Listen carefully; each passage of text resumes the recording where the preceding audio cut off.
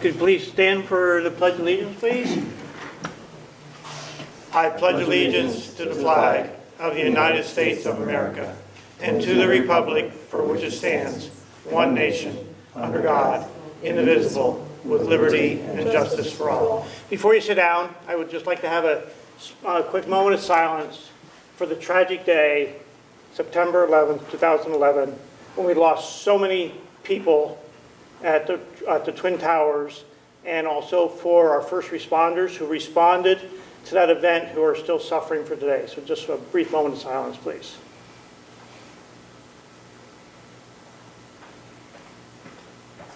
Thank you.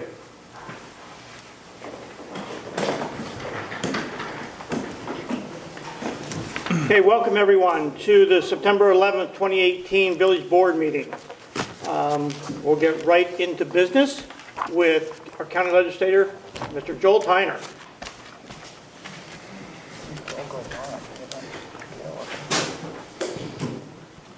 Hello, thank you, Mr. Mayor and board members. And I sort of jumped the gun. I handed out all the stuff beforehand, so you can reference it while I talk if you want.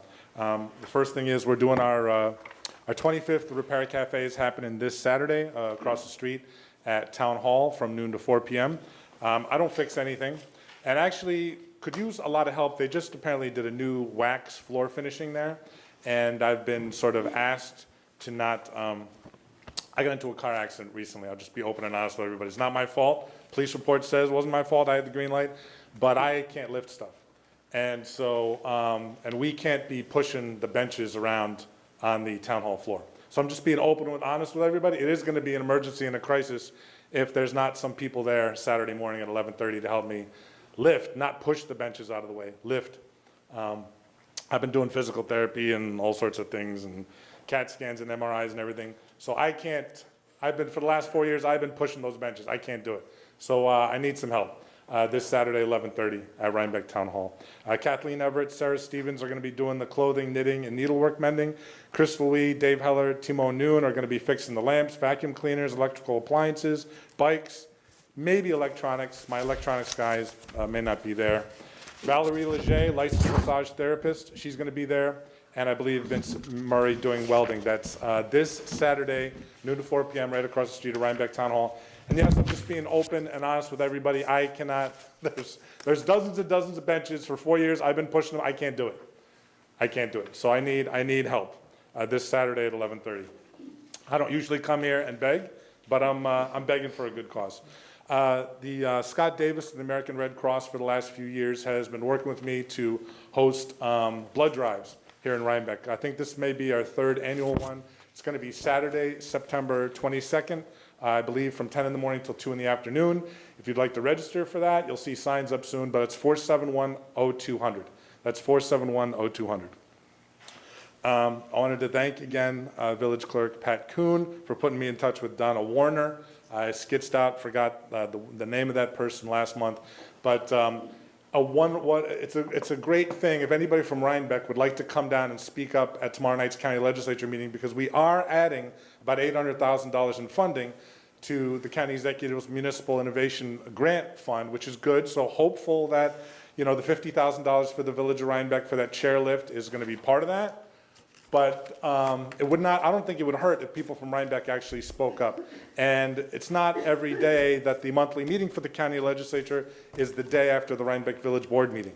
The monthly meeting here now in September is actually tomorrow night at 7 o'clock. So feel free to take a spin, take a drive down there. It's actually on the agenda. You don't have to wait till the end of the meeting to speak up on that. Feel free to, if you want, gently point out that there's no excuse to, because there's about $3.2 million worth of funding requests from all the municipalities. And so there's still about $1.5 million that's not being funded in municipal requests from all over the county. I maintain with a fund balance, a county fund balance, a budget surplus that's $55 million, announced a couple months ago. Last year was $59 million, the year before was $57 million. That's 3 years in a row where it was triple what it was from '96 through 2012. There's no excuse. You guys should be getting everything you want in all the municipalities. It should be fully funded. Feel free to come and speak up about that. The front page of the Poughkeepsie Journal just a couple weeks ago, I believe, had a piece about how the opioid deaths in Dutchess County have increased about 50% in just a year. And we are still, unfortunately, arresting and incarcerating nonviolent folks with substance abuse issues. And we're spending about $125 a day keeping them behind bars. You might have read in the Poughkeepsie Journal about Matt Herring, the Matt Herring Foundation. My wife's a big expert on this. She was asked to be a speaker, big thing in the Pojo. What you didn't hear is that the mother was talking about how her son was in solitary confinement and how being in the county jail did not exactly help matters at all. We have to, in order to get serious about the opioid problem, and there's a problem right here in Rhinebeck, not just the town of Rhinebeck, the village of Rhinebeck. I'm not going to say names, but I've been around enough to know. I've even known some of the families for decades. We cannot arrest our way out of this crisis, and there are Republicans and Democrats in county government who have said, stomp out the stigma, but 3.5 years after the county executive said we weren't going to do this, we are still arresting and incarcerating nonviolent folks with substance abuse issues instead of getting them treatment. And we're traumatizing them and their families, and we're ruining their careers. Up in Chatham, you know, on May 5th, I did a big forum with the Chatham Police Chief at Town Hall and Family Partnership Center. They've saved about 200 people. 200 folks, and some of them have been drug dealers, have walked into the Chatham Police Station in Columbia County, and they get treatment. And guess what? The crime rate has gone way down in Chatham. And they're saving lives, and they're turning lives around. This is what needs to happen. I would love to see, if possible, the village board, the village police force. I've spoken to Sergeant Dunn a number of times about this. The sheriff folks, the troopers, police agencies all over Dutchess County, we need to follow the Chatham approach. Otherwise, how many opioid deaths are going to be next year? 100, 200? It went up 50% in 1 year. That was the front page of the Poughkeepsie Journal. It's not just Poughkeepsie or Beacon, it's here. The opiate crisis is here. A lot of folks in the solar industry have complained to me for years. There was no RFP, no request for proposals, no open independent bidding when it comes to the solar array at the county airport in Wappinger, the Hudson Valley Regional Airport, because I've been around a while, so the folks in the solar industry have come to me on this. You can speak up about that. That is actually on the agenda at tomorrow night's meeting. I'm all for solar. I've been pushing for it for over a decade. If you know, Elon Musk and Tesla is going to get the contract, there should have been some open independent bidding. That is on the agenda tomorrow night at 7 o'clock. $250,000 of our money reimbursed by school districts for 8 school resource officers in 5 schools is about to be voted on. Now, I'm not going to vote against any of that. I've worked in education for over 30 years. I'm a teacher assistant right now at Hudson High School. I used to work at Children's Home in Kingston. I have called occasionally. I have called for a kid to be arrested. I've worked, you know, over 4 years in a place where there was a court-placed youth. However, having worked since 1987 with kids in public and private schools, the trauma-centered approach, tomorrow night, we are going to be devoting a significant portion of tomorrow night's meeting in the county legislature to $250,000 for school resource officers, which I'm not against, but you know what they did in Lincoln Alternative School in Washington? They actually had a 500% higher graduation rate, 55% higher math scores, 90% less suspensions, 75% less fights, and 60% less office referrals. How did they do that? They call it a trauma-informed approach to education, trauma-centered. Instead of, what's wrong with you, kid? What's wrong with you, student? How about, what happened to you? It sounds stupid, right? But let me tell you, it's not stupid. And unfortunately, the county legislature is not trying to share that message to those schools. I'm not going to vote against those school resource officers tomorrow night, but I'm telling you something, instead of a $274 million jail expansion, which was approved a couple of years ago, and the school to prison pipeline, we should be pushing, the county government should be pushing for a trauma-centered approach. The last thing I'll say is, since the 90s, I've been doing the research on too much, you know, pay to play, the conflicts of interest, the big county contracts, and all too often linked with the donations. CNS Engineers of Syracuse and Barton and Jodice, which have many offices outside Dutchess County, the fat county contracts that were let out to those firms from outside Dutchess County, the donations that were made to the county executive right within days, that needs to be investigated. And I'm not the only county legislator who's called for the investigation by the New York State Attorney General and the U.S. Attorney and the Dutchess County Board of Ethics, which doesn't do anything. We're talking about $80 million in county contracts over the last 7 years, 72 firms, and they just happened to give $400,000 to County Executive Molinaro. That's wrong. Joel, before you go, quick question. if you could answer quickly, the SROs, the school resource officers, that money that you're voting on tomorrow night is going to where? For 8 school resource officers in 5 different school districts, and it's my understanding that school districts reimburse the county. So you could say, well, so Joel, why are you squeaking and squawking? And I'm not going to vote against that money, but my point is, a few years ago, the Dutchess County Legislature website had right on the main page of the website, we stand against Common Core, we stand against this insanity in testing. So Dutchess County government has gotten intimately involved in education in Dutchess County in the past. And so I'm just telling you, I worked at Devereaux for 6.5 years. I taught in Poughkeepsie for several years. I was a math teacher in the Bronx. I have worked with kids. That's my day job. So just let me interrupt you, because that's all goodness, thank you. But we in the village of Rhinebeck do support our schools with school resource officers already. So is there any way that we could work through this? Because we're already doing it with our school district and have been for years. Well, I think a question that should be brought up by folks like me and you is, okay, so the county is spending $667,000 tomorrow night for those 8 school resource officers in 5 different school districts, and there's actually, I think, a few more in a few other schools. But what about Poughkeepsie or Rhinebeck, where maybe the county sheriff is not involved, or it might be the Rhinebeck Village Police? And I'm not saying it's not a bad idea to have. But what I'm saying is, if county government has, I don't know if you remember this, right on the main webpage for the Dutchess County Legislature website, it was all about we're against Common Core and everything. If you really want to get serious about addressing what's going on with the kids and the opiate crisis and the school-to-prison pipeline and violence and dropout rates, what I just mentioned, there's a movie you can watch. It's called Paper Tigers. You can watch it on YouTube. As part of our training at Hudson High School several months ago, I was crying during a training. Watch it, because that's where I'm getting my figures from. And they've done it in different schools. When you actually treat kids like human beings, surprise, everything, the problems disappear. So I'm not against school resource officers. What I am against is the one-sidedness of where the county government is not willing to push the other thing as well. Okay, Yep. Thank you. Yep.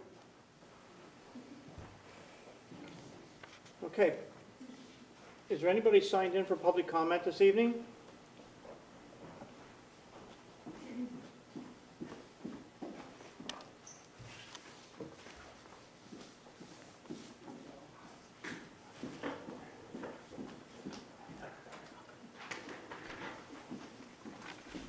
So, Nina.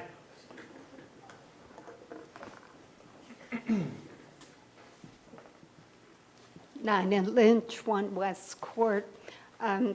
My comment is my surprise that in your monthly newsletter, there was no mention of the short-term rental issue. There are well over 100 people waiting to hear, and you didn't, it appears nothing is happening, even a plan to make Grant, a you want to plan. address this? And nothing is, it's on the agenda. Nothing's happened since the last time we talked about it. But So- my point is, it's not even mentioned. And I remember back in March, all of you, about the fact that it's hard to get the word out. It should be in your column, your Okay. monthly. Thanks. Thank you. And Sandra?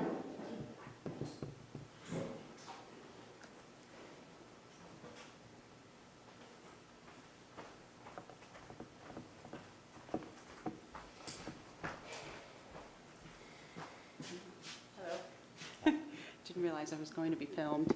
Yeah. Sandra Baker, 65 West Market Street. Again, I am here about the STRs, the short-term rental issue. I'm very concerned about it, and I need, as a lot of my peers, my daughters, friends, mothers are concerned about it, and we need to know what the procedure is and how it's going to play out on who's going to make the decisions on the codes, when that's going to happen. Everybody that I've talked to about this issue has a different story. There's misinformation going out around the town, or the village. One woman said, "Oh, no, that's already been taken care of. No, it's illegal." I said, "No, that no one's voted on that yet." And somebody else, said, "Oh, that's already been done. The codes are already in place." It hasn't happened, right? Am I wrong? No codes have been decided upon. So I would like, as a resident of the village, to know how that's going to be decided, when it's going to be decided, and how you are going to let the public know when they can come to these meetings and voice their concerns about it, because there are many concerns that we have for these STRs that are going to change this village drastically if we don't do something about it. So what is the plan exactly? I mean, how is it going to happen in the next month? Or, I mean, I go on the website and I don't see anything about it. It's very difficult. It's not user-friendly, your website, about how to find out what's going to be on the agenda and when. And so I need to know, my friends. So it's on the agenda, I mean, we can. It's on the agenda, but what does that mean? Like, when is that? We're going to talk about it when the agenda item comes up. But That's how when? agenda items work. Okay, Well, so then when is It it? could be 10:15, it could be 9:45. I'm not sure I understand your question. So it's on the agenda tonight, It's on the agenda. to talk about? Short-term rentals is on this agenda. Okay. And so, Do you want to talk? I'm confused. Yes, so I believe. it wasn't, I didn't see it on the agenda tonight. Yes, it is. It is, Yes, okay. And I believe trustee The Hempel report, will be okay. going through that when we get to that agenda item. Okay. And bring us up to date. Up to date on, Because onto Trustee what? Whitaker is the liaison for the short-term committee, and he's the one that's the focal point for driving and communication and working on this. So, And I wasn't here last and month, he's so. been away for a month. Okay. So there hasn't been anything done for the last month, Well, is that's what that I correct? started out by saying, that Right. nothing's been done yet. Okay, It's not that we're avoiding it. okay, There's been no avoidance, okay, no ignoring, okay, right? okay. So it's going to come up. Yes, I hope trustee Neuerker is going to talk about it a little bit this evening, right? We had a flow chart that we prepared, so I was going to talk about that. Okay. Okay. Okay, I guess I will So we don't have a screen. wait tonight, and right? see. Yeah, we do. I can post it. But can I ask, like, what the procedure is? Like, so you talk about it, and then what happens after? We had a commission come up with a draft. We had, I won't go into how the membership was recruited, but we submitted a draft to the village board to look at. Then we had 4 workshops. I think 4. So every month there's like a new, we keep moving the ball. Okay, and that's it's not open to the public, that's just the committee that's No, we had workshops meeting. open to the public. You did? And then at the last board meeting, I said, well, maybe it's time to fish or cut bait. Let's decide what we're going to do on these items, and we all opined on things. And then we created a flow chart from that, and then we're going to talk about the flow chart tonight. So every month this is how it works, though. I mean, Okay, and so Yeah. but the committee, it's not, it's dormant now. There's no real purpose for having the committee anymore. why? Because we were tasked with creating a draft. Okay, so you have a draft of We've had a codes? draft since March or Yeah. something like Okay, that. so you have a draft of codes that you want I to don't- that vote should- on to enforce? The draft should be, That's been included in the minutes. Right. yeah. It's always included in the minutes. In the minutes, and that is online for us to read? Okay, and then how are residents supposed to know about the committee meetings that were, Well, it was taking It place was a in the- working group, so those commission meetings were not open to the public. oh, okay. Yeah. Okay, so it was just, a number of people were We had like Appointed. 7 or 8 people, yeah. to this committee, and they met We took a draft in several front of times? the trustees and then the public. Okay. Okay, so now you're going to talk about what you came up with, right? And then, I'm just trying to understand what's going on. I'm sorry. I'm not, There's some major deal points that seem to be the sticking part, and that's what we're going to talk about. within the committee. No, Or the just- committee's dormant. The committee's gone. They Okay. created a draft. Within our group, now, we're talking about creating a code or not creating a code, so then it goes to the legislators, which is us, so. Okay. So you're going to talk about what you came up with Can I tonight? make a right? suggestion?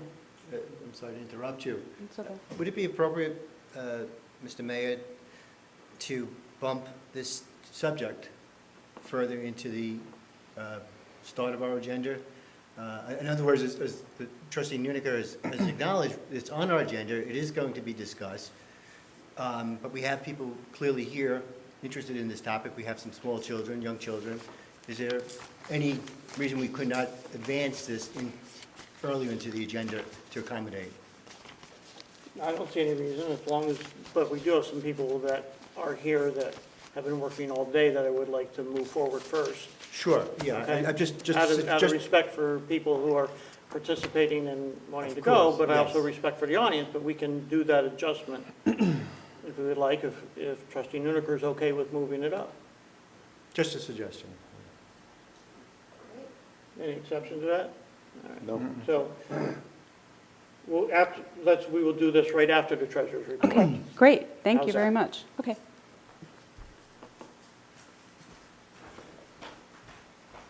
Donna, anything to say? I would like to wait until after the press, or I'll do it now. Well, this is the public comment section Okay? of the meeting. So there won't be any public comment after the. This is not a working meeting, this is our regular village board meeting. Thank you.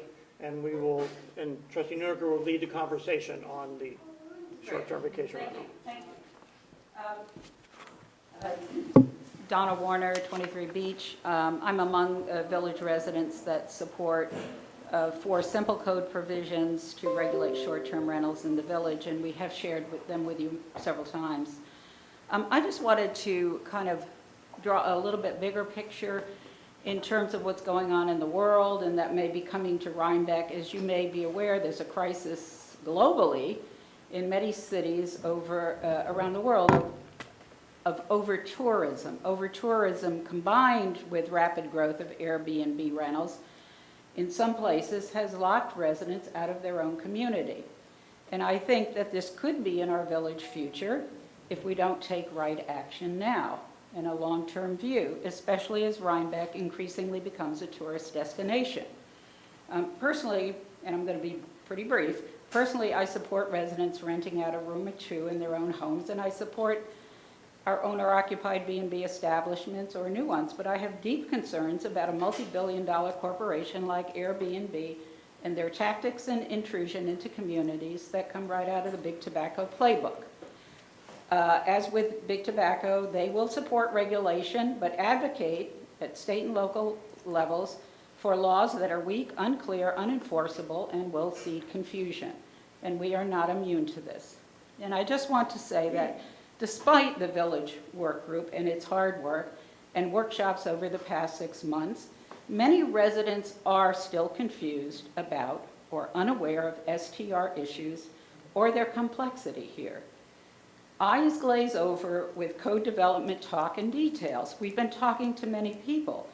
And although I've had the benefit of working on these issues with a group of 10 or 12 residents together, it has taken a dozen people to just try to sort out what X or Y or Z means.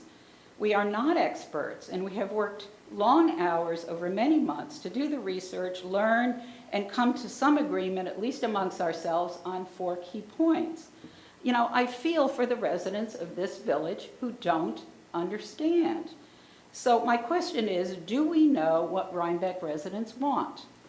And I just want to mention nearby Shandaken, it was in the Woodstock Times, had a report that they're wrestling with short-term rentals and complaints about noise, trespassing, trash left out and scattered by bears. I don't think we have the bears issue. Maybe raccoons, fragmentation of communities, and lack of long-term rentals.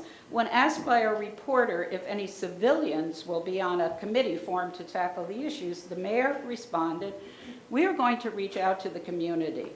We're going to survey residents. What does the Shandaken community want the law to be?" And so I guess my question is, or my statement is, regrettably, or hopefully, I'm on the hopeful side, we must continue to ask that question. What do the residents of Rhinebeck Village want? I mean, I hope you will help us, or we can help you to find the right answer and take the right action. Thank you. Thank you. There you go.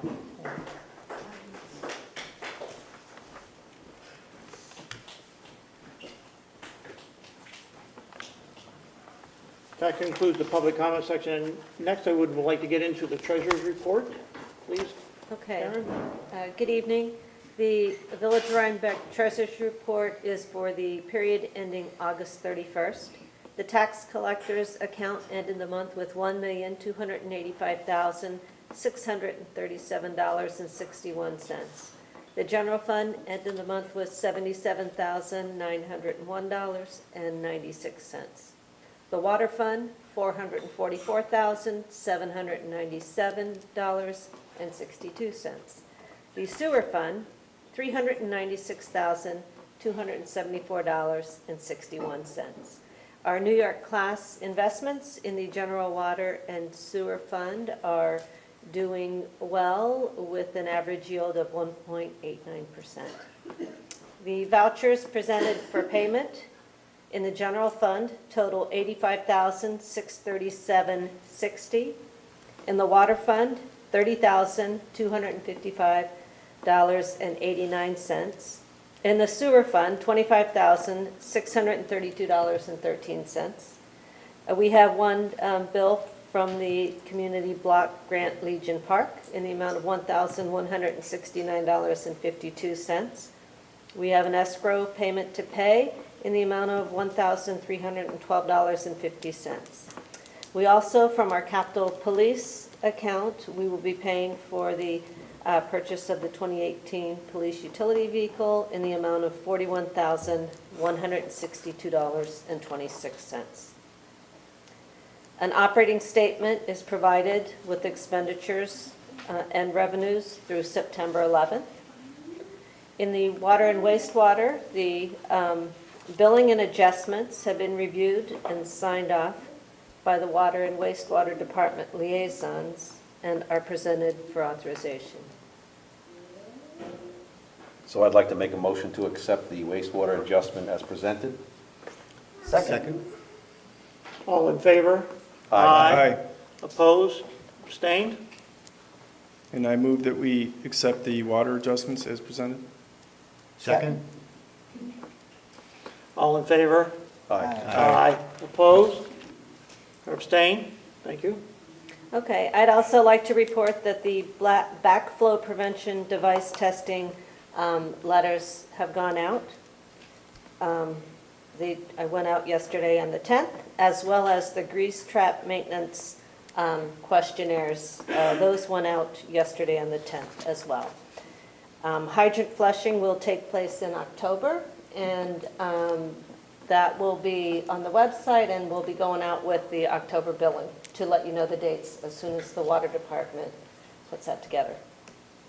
The leaf vac truck, after comparing bonding, leasing, and obtaining interest rates, Real Lease had the lowest rate of 4.29% for the leaf vac truck. The contracts will be prepared for the mayor's signature, and this will be funded over a 5-year period using the assigned fund balance, so it will not increase the annual operating budget. It will be funded and assigned out of fund balance. Also, I have 2 budget amendments, and one is just to transfer the amount for the block grant, or for the block grant payment of $1,169.52. And the other is a budget amendment from contingency to the 714001 parks for the summer hire.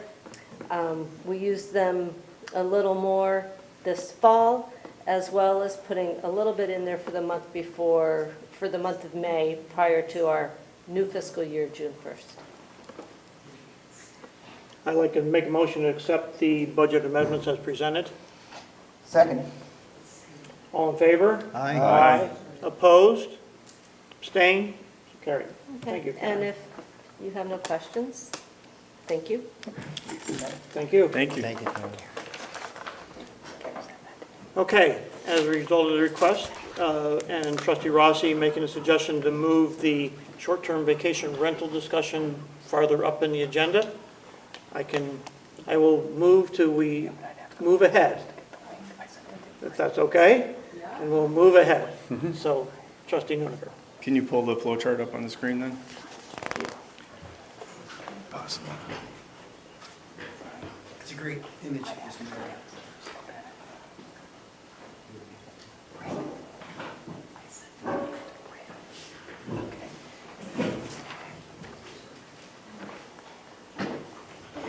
So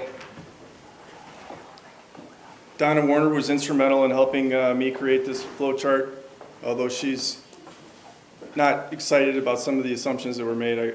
How would you describe that? Are you asking me to answer? Yeah. Or speak? Yeah, just briefly, like, Just why don't you go over your chart, and Okay. that's the important part. I just wanted to acknowledge, Grant, that while you were away, I came to the board meeting last month and described that I was happy to help you, but the resident group I'm part of does not agree with this chart. Right. That's all. okay. So mechanically though, you basically helped produce this. So it's important to know that any short-term rental revisions would be only for short-term rentals, which is 30 days or less, okay? So it does not affect month-to-month leases or annual leases or anything like that for a home. The homes that are eligible to be short-term rentals are owner-occupied residences only, which is I think currently in the code also, for any type of bed and breakfast. And then there are permits required, and the question is what types.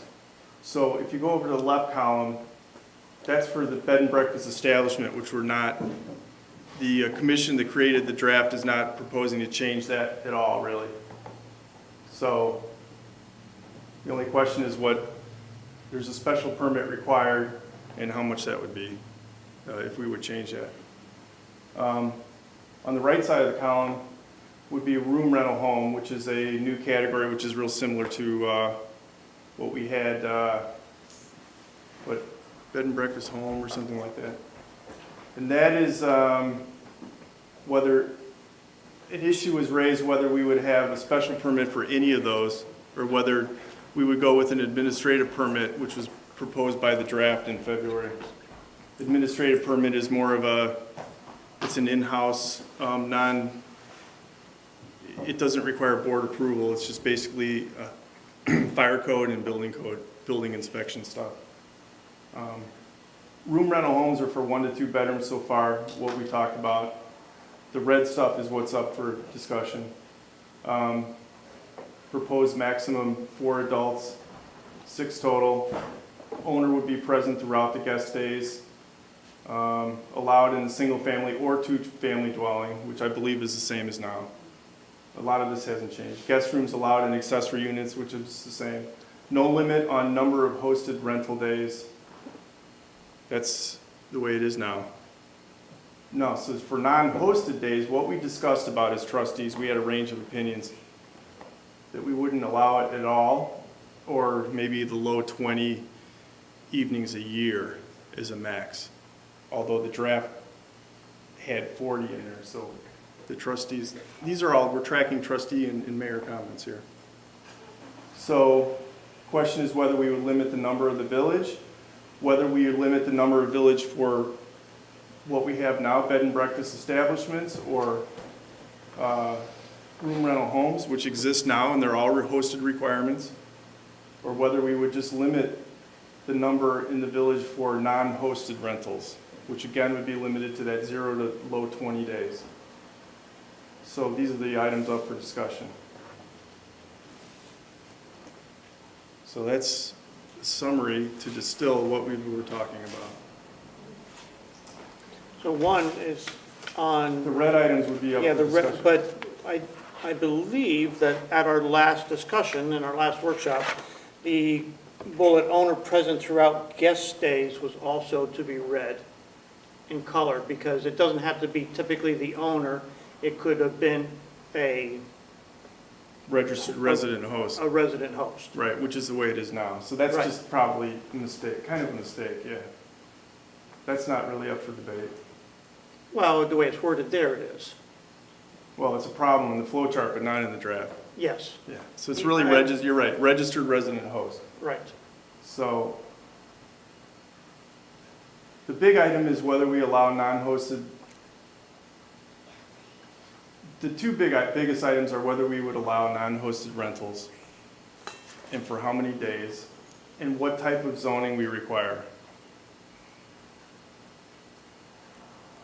And how many, right? And whether we're going to limit how many. Right, because we also discussed putting a limitation on how many in the village, right, that would be allowed over, to be permitted to, at any time. And which type? Or would we Right.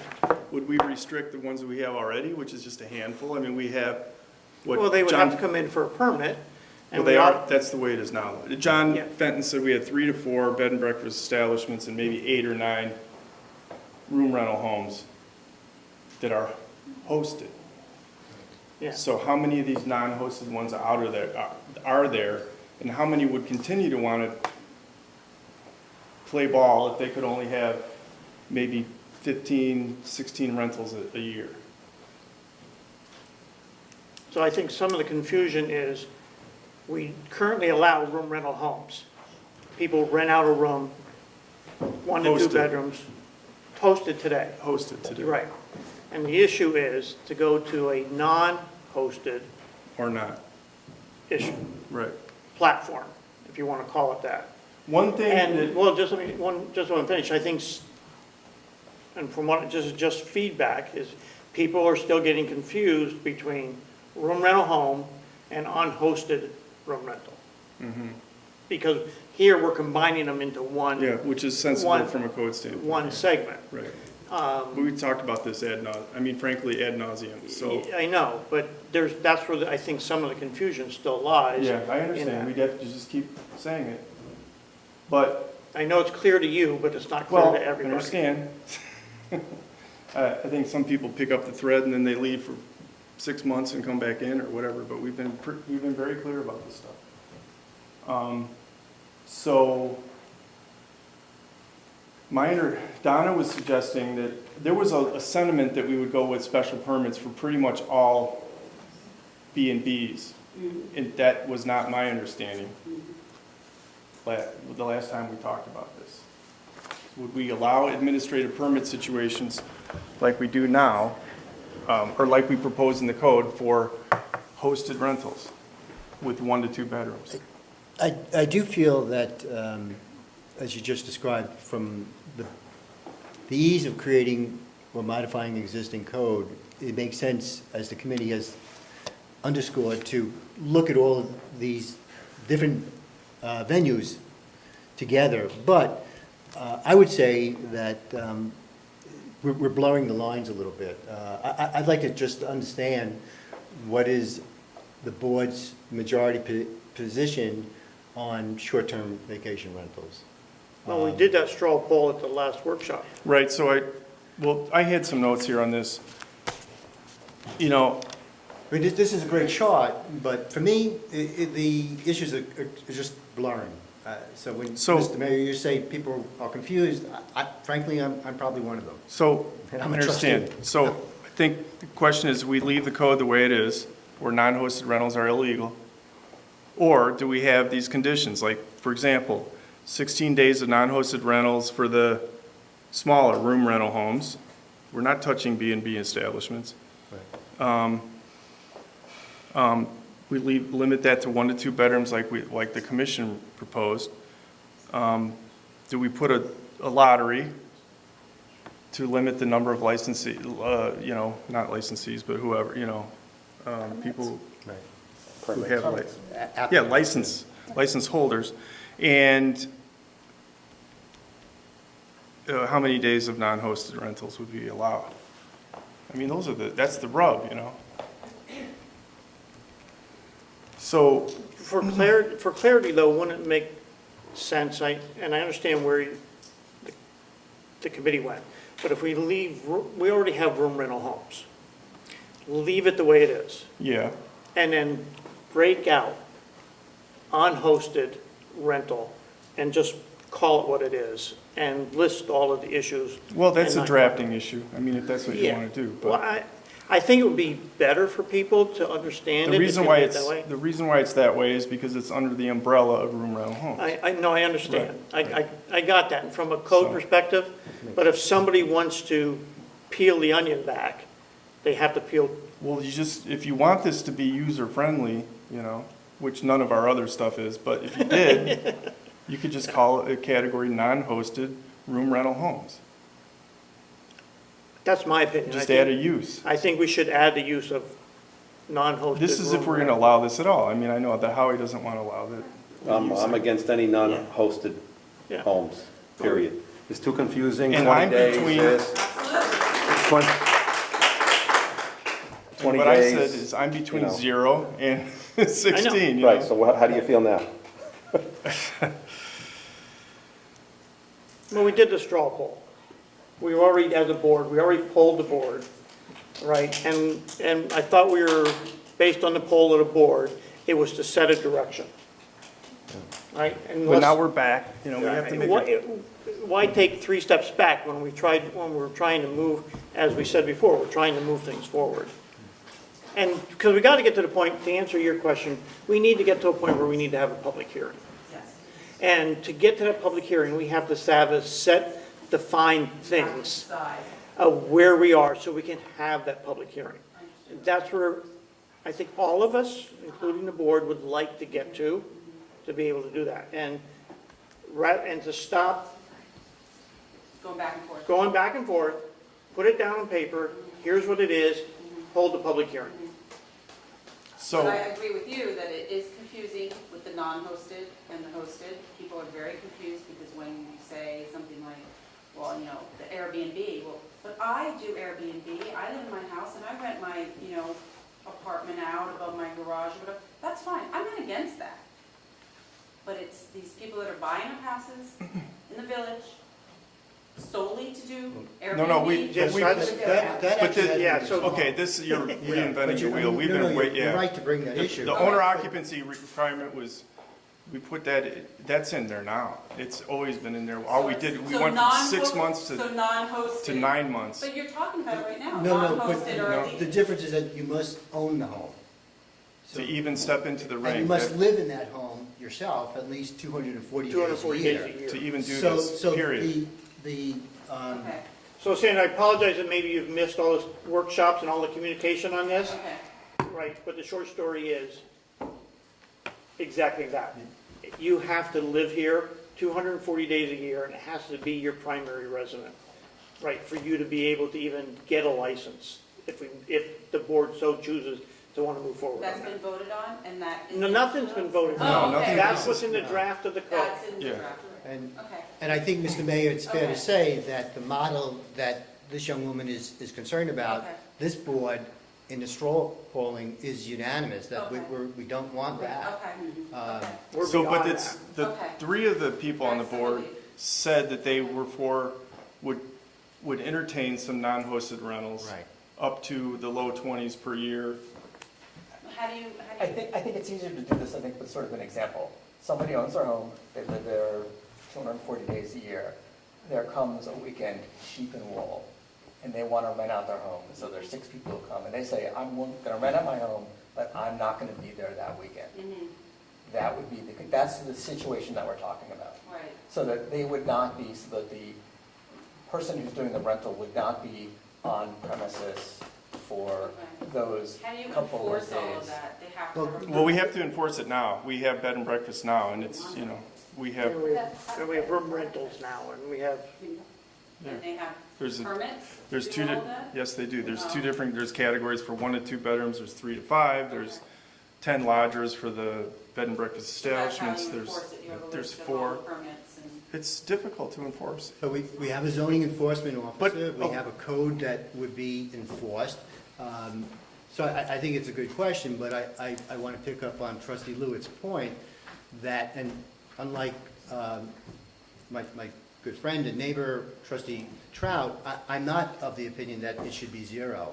I'm, the model that you described, I'm with the rest of the board, but I am actually supportive that there should be some consideration for a handful of individuals that trustee Lewick just described. But why, for only Because 5 people, why go to all this trouble? If Well, five first of people all, are interested, if, it's, I'm not saying. we're here to support everybody, not a select few. So, It just makes it so much more confusing and difficult. Okay, well, I mean, I don't know. this is a trustee comment time, but, I'm sorry. yeah, no, that's fine, that's fine.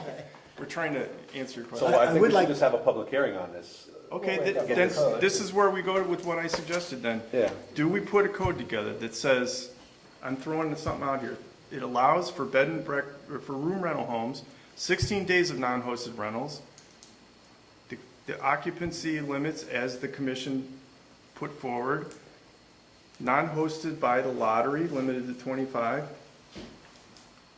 25. I don't think, it was smaller than that, huh? We were like 10. Yeah. 10? We have to go back to the That minutes. was days, that. Well, what- We We number were of- 16 days, but the number of allowed in Was the like village. 10, yeah. Yeah, was very small. very He's small. not wrong, that was a number that we did kick around. I said that it could be maybe as many as 30. And Well, that's how many we have now. Out of 1,500 homes, I said maybe 30. Donna, that trustees, that's Right. 2%. That's just a number that I put out there. And then I I'm s- thinking it was 25. And then others said, well, maybe it's 25, and others said maybe it's 15. I'm more inclined to certainly the reduced number. Yeah, I think, I don't know where I was at. I was like 10 to 15 Yeah. max in the village, right? That could be permitted for this purpose. And that the number of adults, we were not limiting it to kids and adults. We were just going to say, here's the max number.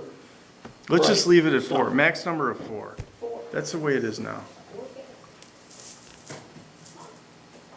It's actually guests. So if you have hosts and guests, you're in a one-bedroom home, this like, no reason to change the 4-person occupancy limit. I think there's no reason to change to 6. I think it should be a 6 total, personally. Because that's what we've said all along, it's 6. And it should be 6 We said 4 something. plus, And not say, maximum 4 adults, 6 total is what the commission came up with. yeah, but not saying it has to, what if it's 6 adults, or what if it's I don't like one 6 adult? adults, I Yeah. don't think that's a good idea in a 2-bedroom And home. we also discussed occupancy based on bedrooms, because that gives our zoning enforcement officer a tool to go by, versus having, is it 2, is it 3, how many are there at any one I time? think it's too liberal. I really think Well, that, that's what our zoning enforcement officer requested, that it I know, go but by. I personally think it's too liberal. I mean, especially, what we're regulating guests, and we are going to have hosts, so we got to consider, unless we invent this new use. Well, I think it should be a new use. I Yes, think it it should be should a be. new use separated from room rental homes with its own set of criteria. And by the way, I think it should be a new use even if the decision of the board ultimately is that the number of homes is 0. I'm not saying that's what I'm advocating for, I'm not saying that's what I'm not advocating for, but we should have some language in our code that speaks to the village whether that this exists and that we approve some finite number of applicants each year, and that number might be 0. Right. But there ought to be, I So- concur with you, Mr. Mayor, there should All be a right, new let's- use. Okay, we'll do a new use. Can we have, for the new use, we have 4 adults, 6 total. But if it's for the hosted use, we stick with the 4, period. We don't change, because I don't want to For change room rental, anything. yeah, we're leaving room rental, We just want to hosted talk room about- rental, we're leaving We're alone. leaving alone, okay, We're not so, touching that. The new use is unhosted, right? Right. And the decision is how Because- many houses a year could do this? Right? I mean, And I don't, Well, to that's be what- honest with you, I have to go back to the minutes to see. what Kevin Curry was suggesting, there might be 30 of these. Yeah, whatever, we've ratcheted it way down for, I Okay. personally Wait, let me ratcheted finish. down. Of the bootleg these are bootleg rentals, okay? So we have maybe 30 of these things. I think the actual number is less than 15. I don't think he's correct, Well, you know. I have a list of. seemed to have his ear to the rail on that. Okay. So I don't really have a dog in the fight. I just want to put this thing together. Yeah, well, I want to move it forward one way or the other. So let's draft it up. All Okay, right, but I'm just so- trying to get the points here. We got, A okay. special permit with the administrative permits. Okay, I so think we're special good. permit just for non-hosted, right? It Correct. leave the AP administrative permit for these little hosted rentals that are already there and they've already got their permits for the most part. We're not touching it. There's only 8 of them, Yeah. 7 or 8 of them. Okay, I mean, one thing, when I had spoken to John Fenton about this, he was actually in favor of making a special permit for everybody. Yes. On the idea that, that it gave him a chance to thoroughly review with the rentor, the person who's doing the renting, the parameters of what's going on and have a chance to do a thorough review. But that's going to And trigger his- a public hearing. His, I don't think it's. We have to do a that's public hearing anyway, don't we? Not No. for administrative. Oh, Not today. I think his, at least the reading from him was, even though it would present a fair amount more work on the administration side, it would create a channel to make sure that the people who are doing this really understood the parameters of what they're doing. So I would say a special permit for everyone. I thought that was a given, yes, agreed. I mean, that You don't would get to do this unless, What do you think? yeah, I agree. I Okay, have no that's problem with okay. doing that, but as long as we still have this separate use category. yes. And the So- separate use category has a special permit. If we want to enact it across the board, and the board agrees with that, I don't have an objection to that. Okay. The lottery, how many? 10. I think that's too little. Too little? If we have a huge demand, we'll take a look, but I'd like to see how many people come out of the woodwork. Well, I just think it's gonna, I think 20. I mean, don't forget, we're limited to 7 weekends a year, right? If we go with the Let's 14 have- nights. How about a compromise of 15? You okay with you okay with 15? Well, yeah, I am. And I want to say, because the point was raised, why would you be in favor of the model that Trustee Lewitt has described? And personally, the reason that I'm supportive of it is because there's no one here tonight, but there have been meetings where individuals have come before and have said to this board, I need to do this a couple of weekends, I need to do sheep and wool, because that's how it helps me stay in my house. In every case, the person has identified themselves as a single woman who needs to do this. I have no reason not to believe them, and it's for that purpose that I think that we don't say 0. But I don't think we even say 30 anymore. I think there's 1,500 houses, 1% would be 15. That's way below the bootleg amount. So I'm leaning in that direction, 15. Okay, and then, sounds Can like, I just introduce a point of information? yep, You have 1,500 houses, but these Airbnbs or these short-term rentals are concentrated in certain areas. In the historic district, on Livingston, Platte, North Parsonage, it is not a even distribution, so the actual intensity is going to be different. So So- that's all, it's a point of information. The concentration. I thought we could have a radius restriction, the prior draw prevails, and if, in the lottery, if you have a higher number or a lower number, a first drawn number, you have like a 2-door radius restriction around Yeah, your we don't house. want them, I agree, we don't want them all on Is that good? Market Street, for Yeah, instance, to pick a street, you know. So like a 2-door radius restriction? 1,000 feet. 1,000 feet? Can't hardly Yeah. measure feet. Yeah. All right. All right, so Donna, so we're trying to create a code here tonight. We're trying to move this forward. We'll all have time to participate, but I would appreciate if you would just leave us, try to draft it, get something on paper so we can move forward. But Is that okay? it's true, but Sure. she did bring up, Don't have any choice, Mr. Mayor. she brought up the point that I wanted to bring up and that I would have forgotten about, so. Oh, So, okay, then how many nights a year did we?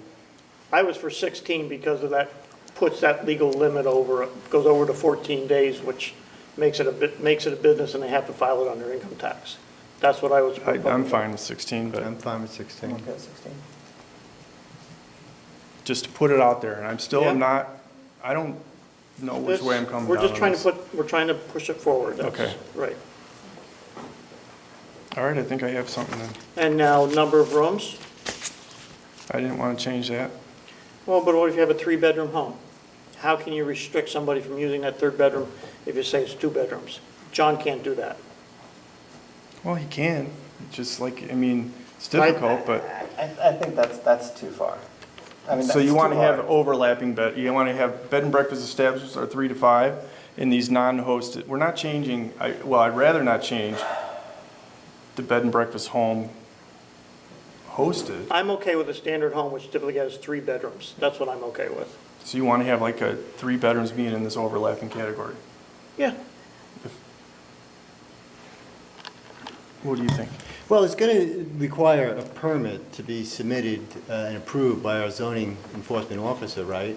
So I'd be, fine if there was a statement that said not to exceed 6 adults, or not to exceed 6 people. And leave it to the And zoning. 3 bedrooms. And leave it to the zoning enforcement officer, to make that decision. 6 bedrooms, 1 person in, I don't really care, right, as long as 6 persons? Well, that's up for them, but we're trying to put something down Right. and move forward. That's true. I mean, I guess the question is, do we want to go for bedrooms or occupancy?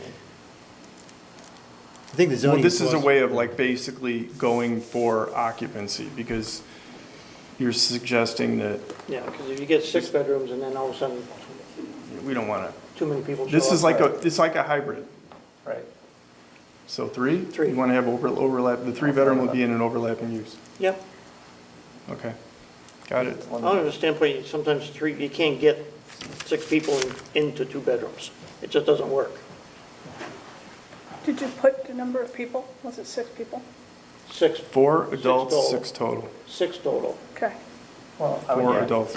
And you're going to give me the verbiage, That's what we have in there now. but you're going to give me the verbiage? But it Yeah, I could, got to work on but this. an trust me. example, it could be 1 adult and 5 children? Is that what you're saying? Right, I think you just got to do 6 people. Yeah. That's what you're saying, okay. I think you got to do 6 people. All right. No, there's some sense to this. If you had like 3 college couples, I that's understand. 6 adults. That's That's a six. party. That, Okay. So we're talking 4 adults, 6 total. not that I have anything against college kids. Okay. Anything else? Not that I don't think I, you know if this is hosted special permit or unhosted, You're discussing right now Okay. 6 people. Unhosted. Unhosted. We're only talking about unhosted right now. That's Right. all we're talking about. Yeah. We're not talking about anything else, except for the special except permit. the exception is a special permit Yeah. will be for everything from what they want to do. And is there a punishment for people that don't get a special permit and continue to rent? Well, their that's home? part of the virtue of this, is even if you allow some non-hosted rentals, we're bringing these people into the tent. So if you're an offender, then it's, I think that's an enforcement Yeah. advantage, frankly. John did too. Mr. Fenton did. It's now easier we don't. to find offenders. And yes, there will be an enforcement policy. We have to create the enforcement policy, to answer your question. We're going to put we have enforcement language in the zoning code, but we're going to do some specific to this provision. And I also had one And other, registration and thorough registration stuff. I also had one other requirement, and that they not be consecutive weekends.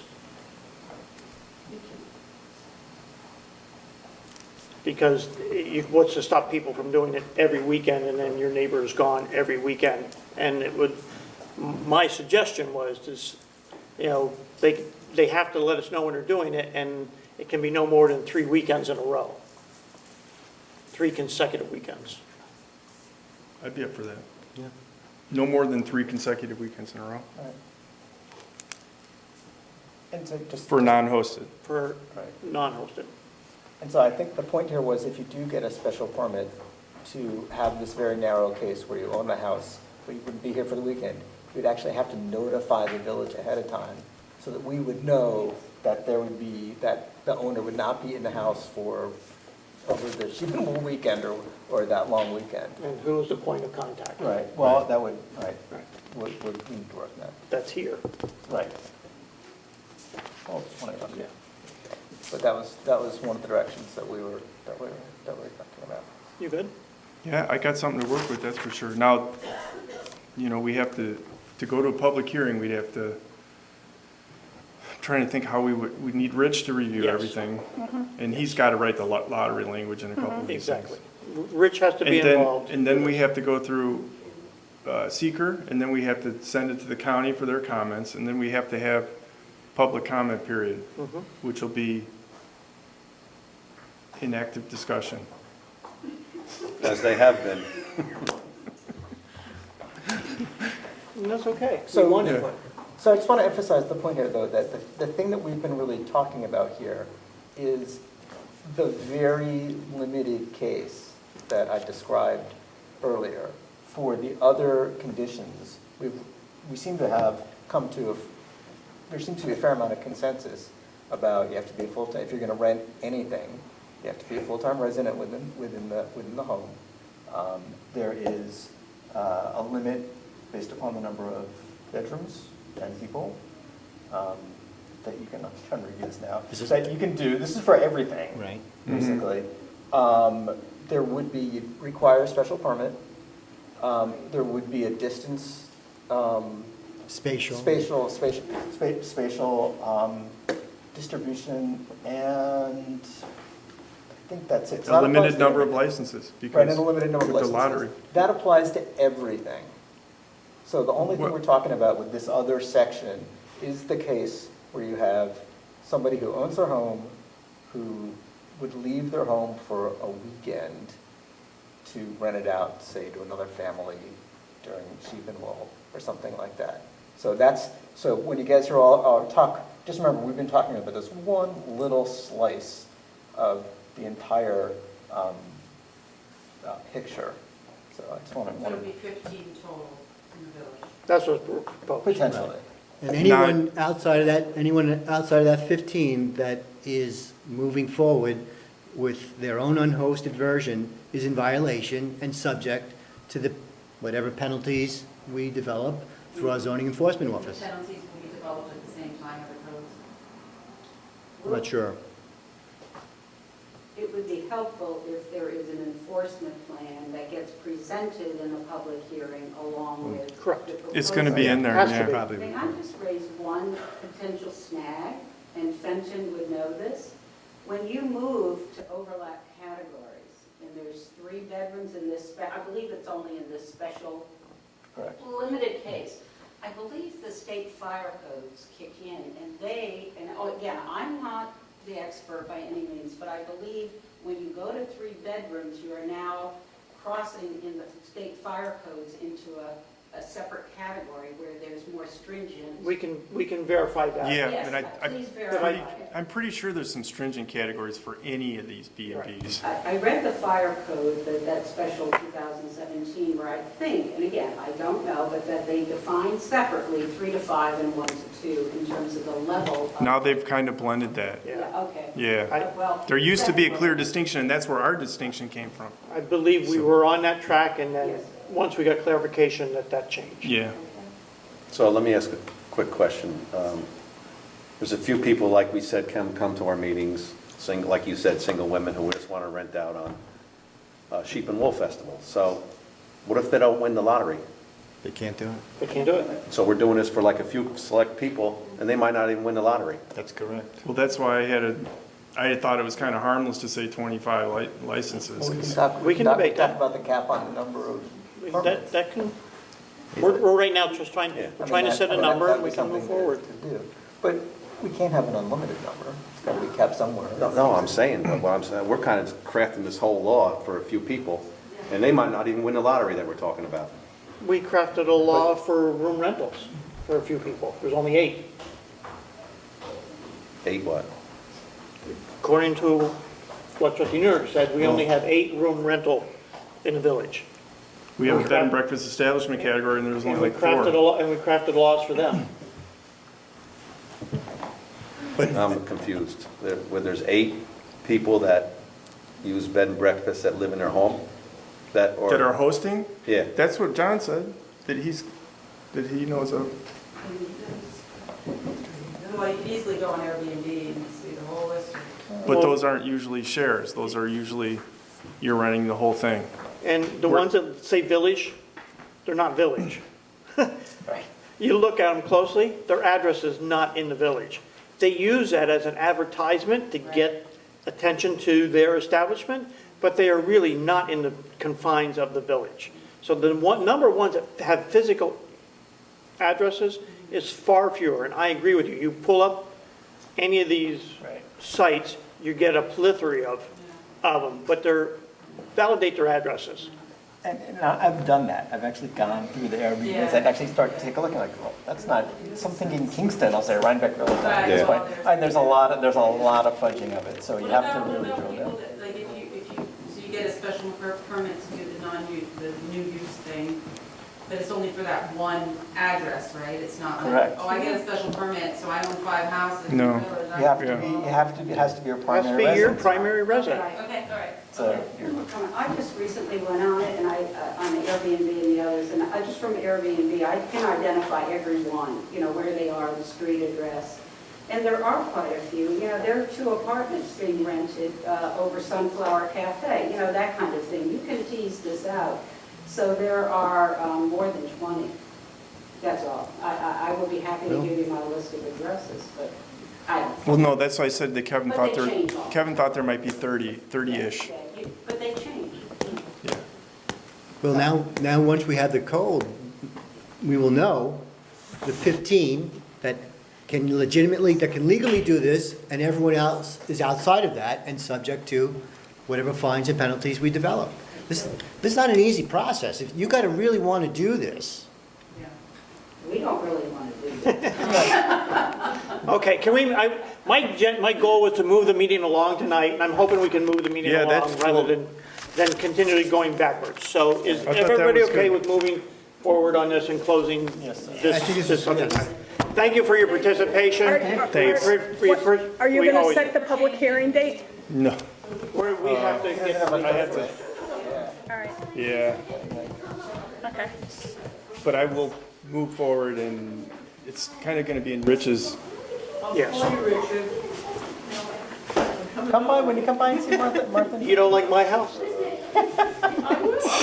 a very nice Thank you for letting us, yes. You're welcome. Thank you. Okay, I'd like to get back to the regular agenda, if we don't mind, please, for the police and court.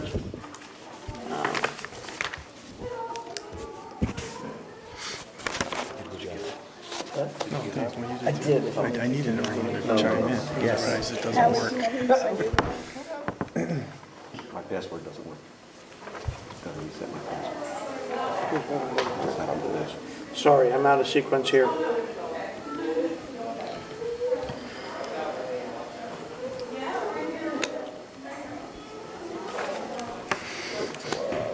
You want me to get that? Yeah, I did. I don't want to, I'm going to lose where I'm at. So police and court. For the court, for the month of, this is the month of May, Pat. Is this, Yeah. Pat, is that a mistake? Just to She make, had crossed it out. oh, all right, so September, for September, tickets that were completed both for court sessions and mailed in for the month were 90. Revenue from the state was $2,472.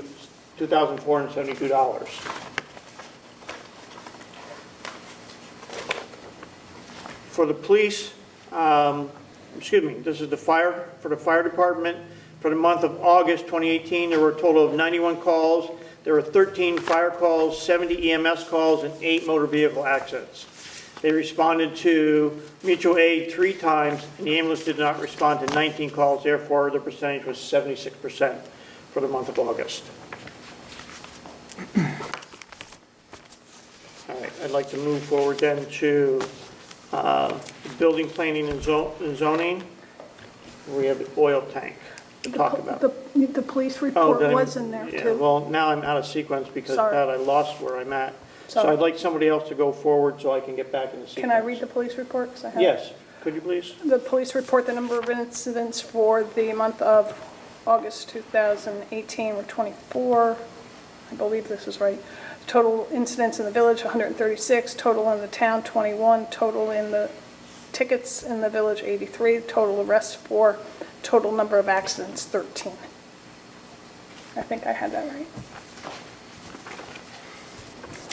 Okay, next. John, do you have anything for building, planning, and zoning? Well, I do have the monthly numbers, Mr. Mayor, the fees. I can read them into the record very quickly, you. and then we can do the oil tank removal. For the month of August of the year 2018, Building Department CO and municipal searches resulted in $1,600 in fees, building permits, $1,100 in fees, and the planning board fees and approvals, $275, and the total for the month is $2,975. At our special meeting just a few weeks ago, we discussed different undertakings, projects, and the members of the board, I believe unanimously agreed that we should proceed with the removal of the oil tank that's located here in the Village Hall property. And we did ask Mr. Fenton to secure a couple different bids. I'm seeing these just for the first time this evening, as I'm guessing many of the board members are, so I'll just look at them all open one at a time. Is that all right? I don't know if they're organized in... Which one are you going to open first? I started at the bottom, EnviroStar. EnviroStar, I'll make notes as we go along. I don't know enough about the companies or, you know, the actual undertaking, but I'm betting some of you do. It has a total cost of $8,400. Okay, that's EnviroStar.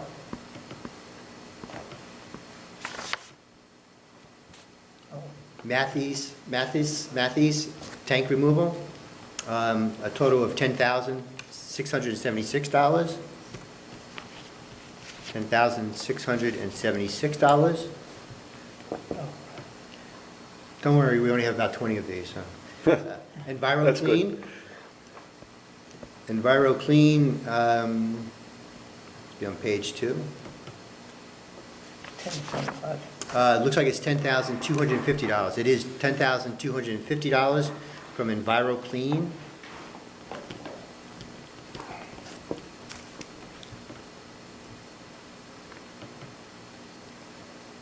C2G tank removal. C2G tank removal. This is a email. Let me scroll through it, I'm sorry. Get to the number.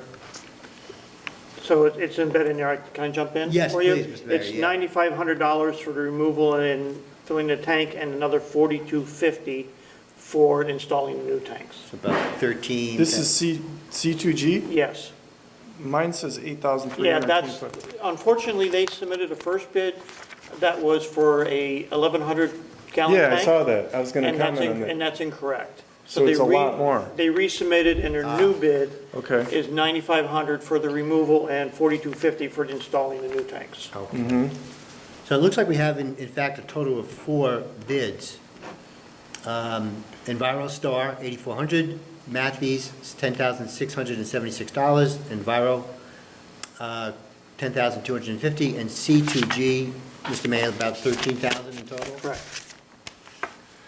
So, I spoke to our zoning enforcement officer and building inspector, John Fenton, because he has experience with these.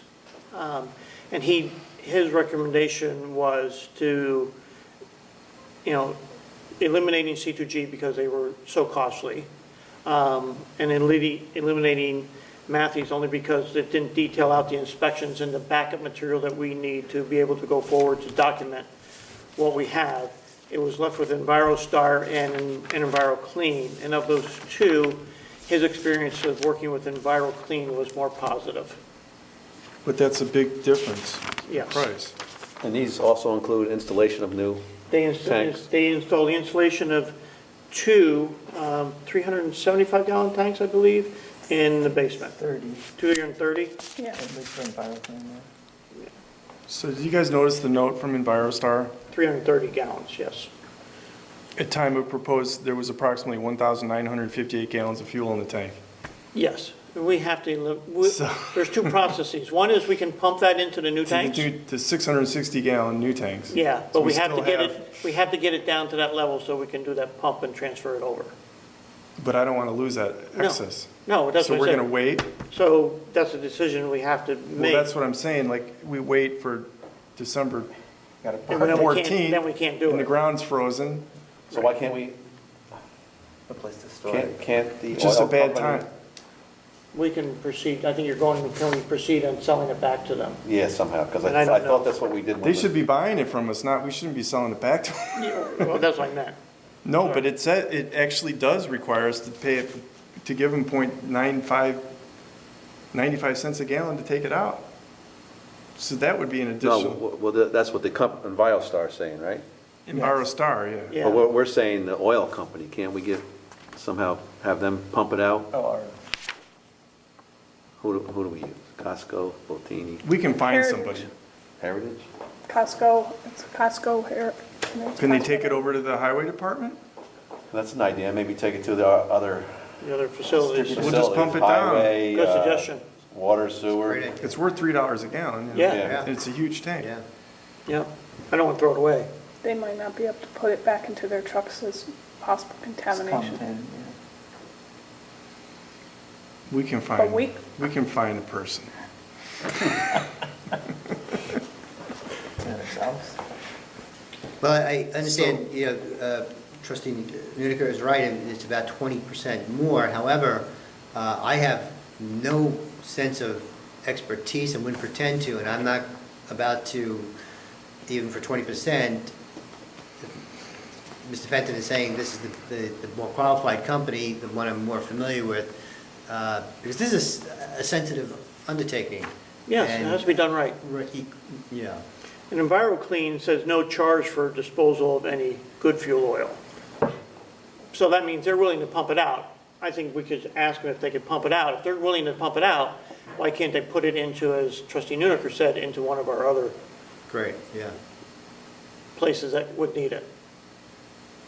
So maybe we make that a A contingency. condition, yeah, I like that. Yeah, it's Yeah. a very good suggestion. So I'd like to make a motion that we go with EnviroClean for the 10,250 on the condition that they take the excess oil that won't fit in and put it into our other facilities. Yeah, that's a good idea. Second.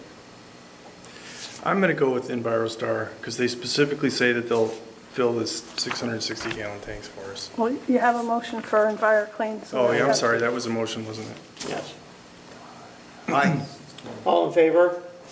Aye. Opposed? Nay. Actually, Brent, Oh. it says here, ECTS, which is EnviroClean, will transfer fuel from the existing tank, the new tanks. It is in there. Where is that? Second bullet point about halfway through. In EnviroClean. Have to boil a hot water heater. Yeah, it does. Yeah, it will transfer fuel from the existing tank to the new tanks. Well, to that part we know. Okay, Question then is I'll really- just stick with EnviroStar because it's cheaper. So the motion was for EnviroClean, And the vote was 4-1, 4-1. Okay. okay? And that's it for planning and zoning. Very good. So we can get that scheduled.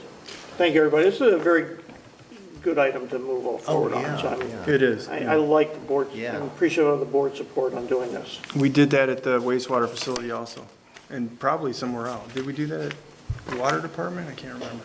I don't remember. If Heinz did that? Basically, I mean, do you want to say why it's so important? You have to get it out of the ground before it leaks and causes any contamination. Right. Exactly. That's really Yeah. that's That's the everybody's goal. fear, and it's been in there for 4 Yeah, years. it's a great undertaking. Thank you, Mr. Mayor, for doing it. No pun intended, undertaking.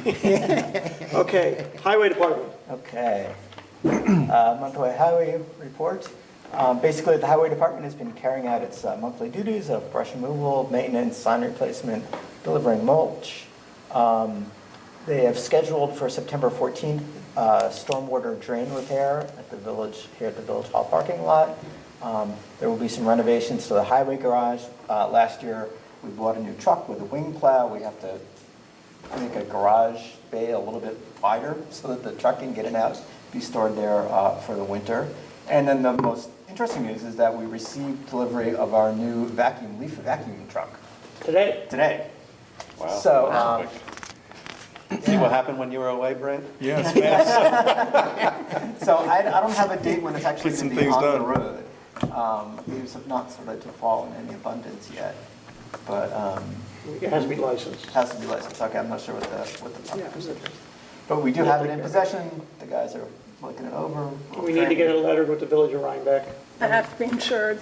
Yeah. I don't have any of the paperwork Yeah. yet. So we just signed the loan papers today. Gotcha. So we got it, but it's not yet, not ready, not But it's here. legalized. The loan papers are It's here. signed and trucked. And it's here before the leaves have fallen. And that's it. I believe you also submitted the paperwork for the speed radar signs. Oh, correct, yes, okay. So at the last, at a village board workshop meeting, we were we decided that we wanted to erect 3 speed signs on 2 streets in the village. This would be on Montgomery Street. And basically, these speed signs, if you've been down to Tivoli, when you go down towards the bridge, there's a sign. It has a little radar unit in it, and it'll flash your speed. And if you're going too fast, it'll say, slow down. And if you're going the proper speed or below it, it shows the number. And It says thank you. It says thank you, okay. It's programmable, Yeah. so say what you want. And the idea is that there'll be one in each direction on Montgomery Street, because we do have a fair amount of problems with people speeding through that zone. It's very, very busy. We also have a couple of pedestrian crosswalks there. So those were ordered. We also decided to put one heading eastbound on Knollwood. That's basically on Knollwood as you're approaching the school. So you'd have a flashing sign and an actively monitored roadway. So people, again, this is very much a safety issue. There's partially sidewalk, partially not sidewalk on the way to the school there. And we think this will be a very effective traffic speed control measure. I think the mayor spoke to the mayor of Tivoli, who said that he found the signs very effective. Right. So they've been ordered. It's about a 5-week lead time. So they're being built for us right now. Thank you. Water. Okay, the report from August, we're completing the low-lift pump station plans. We got a grant for that, and I'll get to that, but that was an item. We've done the quarterly samples, delivered them to Albany, normal maintenance, mowing, weed whacking at the Violet Hill storage tank, regular operations. We just amended our grant application for the water line project. It was due last week. Stan Tech got it in.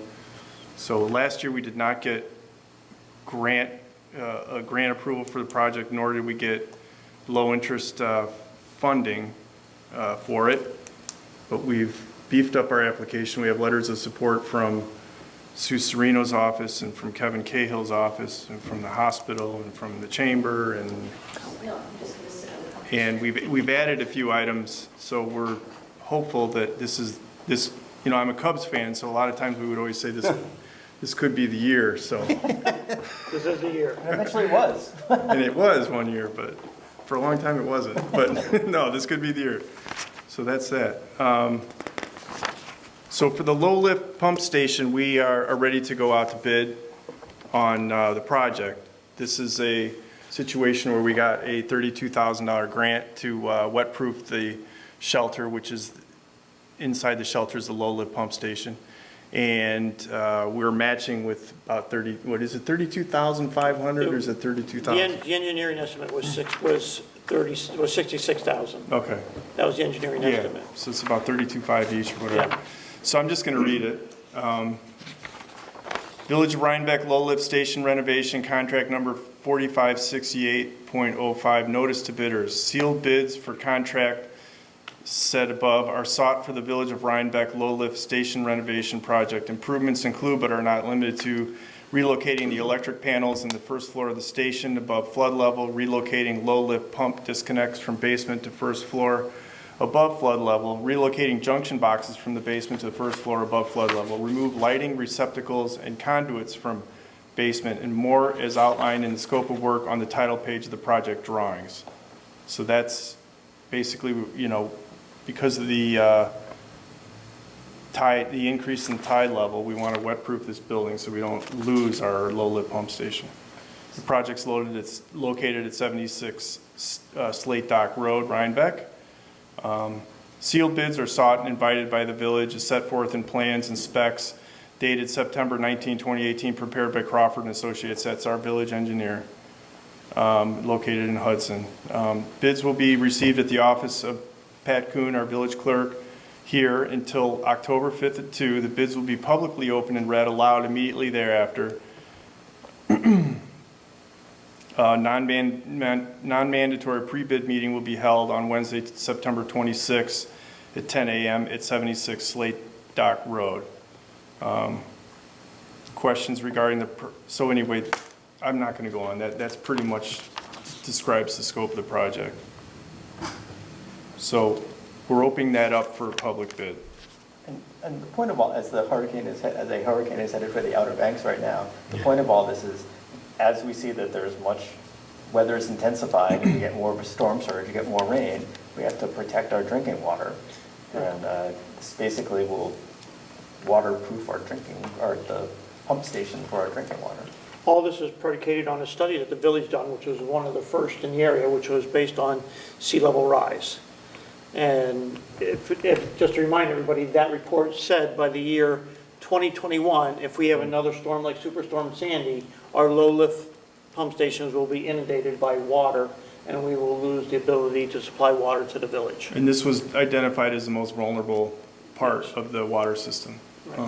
So this is a great step to combat those issues, which are, to me, indicative of climate change. Yes. Right? So, I need a motion to go to bid. I make a motion that we go to bid as I As you read. pursuant to this thing that I read, notice of Second. bidders that I read. all in favor? Aye. Opposed? Abstained? So carried. Very good. So I will soon have the same thing for this, for the sludge removal. I might ask you guys if we can have a special meeting. It's a couple of weeks, maybe. Okay. If we have a meeting in Yeah. the middle of the month, hopefully I'll have it ready by then. Okay. Wastewater. Okay, for the month of August, wastewater treated was 4.4 million gallons. Gallons of sludge processed was 40,300 gallons. Pounds of sludge processed was 5,765 pounds. Just want to report to the board that our clarifier bearing was replaced in one of our wastewater pools. We talked about this a couple months ago. Just to remind you, I'm talking in layman's terms here now. We have 2 wastewater pools down there. And remember the bearing I showed you pictures of had to be replaced, so that was done on August 29th. You took with your phone, by the way. What's that? The pictures you took with your phone. Oh, yeah, they're still in here. Yeah. Good thing I didn't drop my phone in there. So it took about a week to, and Brian has it in his report here, and he explained it to me today, John Fenton and I, he explained it to us. He had to shut the gates slowly in the one pool that was going to be fixed, and slowly transfer the wastewater over into the other pool, not overwhelm it. So that took about a week to do. It was just like a slow drain, he was calling it. And instead of pumping it out, it would have cost us, he approximates it would cost around $14,000 to have it just pumped out in one day, which could have been done, but he took the initiative to slowly drain it over. And therefore, it did create a little bit of overtime, because he had to go in every night and check on it. And that was the confusion we had with him going in. I mean, I can explain this more later if we have to in executive session. But there was a little confusion why he was going in at night and checking on these things. And this was our recommendation by, at the time, our consultants, was Right. to do the slow transfer over to do this. So our consultants recommended how to transfer it over and how the 3 to 4 days to watch it till it transfers back, as trustee Right. Trout mentioned, as recommended by our consultants to do. That's great. Basically, he had to make sure the other pool wasn't overwhelmed. Otherwise, that would have been catastrophic. So he did a good job, and so that's done. That's great. Okay. I think that's it. Committee reports. Excuse me. Let me make a motion to approve all of the department reports as read. Second? All in favor? Aye. Opposed? Abstained? Carried. Thank you. Committee reports. Trees. Okay. The I'm tree. Kayla. Excuse me? I'm talking to myself. Okay. The tree committee acted on two requests. Nina Doyle requested permission to prune a sugar maple near her driveway, and the tree commission recommends that the tree be well pruned by a certified arborist with insurance. And Zachary Hall at Architectural Associates at 1315 Livingston Street, they would like to have a tree moved, which the village actually planted several years ago. It's in good condition, but the moving needs to be done in September, October, or in the spring for a successful transplant. So they're gonna work that out and where it's gonna go. They also put in a request for pruning of a tree, but it's not in the right of way. So the request goes to the planning board. The tree commission has also been out looking at spots on the north side of town, Chestnut Street, South Street, Livingston Street, for sites to plant new trees. That will be on the weekend of November 3rd, upcoming. You also may see some of the tree commission members out suckering some of the new trees. That's basically cutting off the little growth at the bottom, make sure all the growth is channeled up into the tree, makes a nice canopy. And they will be out doing publicity for the upcoming fall planting, which is November 3rd. And I believe they've already found 16 trees to be planted, and I think there are more to come. So I'd like to get a motion to approve the pruning of the tree at 48 Arnett Street. Second? All in favor? Aye. Opposed? Abstained? Okay. I'd like to comment on the Beekman tree because I think there is some new news on the Beekman tree. That's not a tree committee tree. Yes, correct. Right. It is not a tree committee tree. And our zoning enforcement officer has checked into it and has consulted legal, and the tree is deemed to be a safety hazard and ruled by an arborist to be a safety hazard, so that it comes under the condition that they are being allowed to remove that tree under that condition that it has already been identified as a hazard and needs to be, for safety, needs to be removed. The reason why they had to get all that, because it was part of their site plan. Correct. That's But not, it's been taken out of the planning board decision and now moved to okay, approval for them to, right. by legal and by building, to do that. But Meg thought that it was safe? No, No, basically, the tree commission said it's not our tree. they didn't vote Oh, on I it. thought she thought that it was safe. Well, there was some discussion, but the reality is that it's not in our jurisdiction. The tree commission is only the permits required for trees within the right of way. Right, but if the planning board is going to make They a can talk decision to on, me. They've been Not ask us. I think they've been overruled. They've been overruled and John has verified this. Yeah. Yep, it just seems, okay, yep. I won't go any further. This was on the planning and boarding zone agenda at the Tuesday meeting of just 1 week ago. And the Beekman was represented here. And as the mayor has described, it was recommended that we have legal counsel weigh in on this, and we've seen that. And there is a difference of opinion, but we will need to yield to what legal counsel is recommending. Right. Okay, thank you. Ethics Committee, anything from the two ethics liaison? Okay. We've done short-term vacation. Environmental Committee update. Again, I would like to talk about the Food Waste Subcommittee. The meeting was held on August 20th. Basically, we've completed our survey for the food waste. We've had 350 plus respondents to the food waste reduction survey that we sent out. We're waiting for a full report on that, and we will publish that after our September 20th meeting when the committee gets to review that and that report with the collection of all the data. At our last meeting, we also took steps to reach out to get additional information from businesses and schools and hospitals. So we've identified the key contacts at all of those locations to be able to get their input onto the food reduction waste strategy.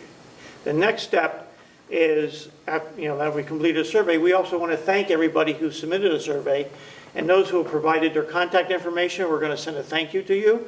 We appreciate your input, and looking forward to hearing from you as this project moves forward. We also are scheduling a meeting with the town of Rhinebeck and a private company called Community Compost on doing a privatization on the town of Rhinebeck property, which is located up on Stone Church Road. This meeting has not occurred yet, but we are looking to see if the town would entertain privatizing some portion of their land to have a private person set up and do this rather than a municipality like us take over and proceed with it. I'll provide further info on that one after that meeting.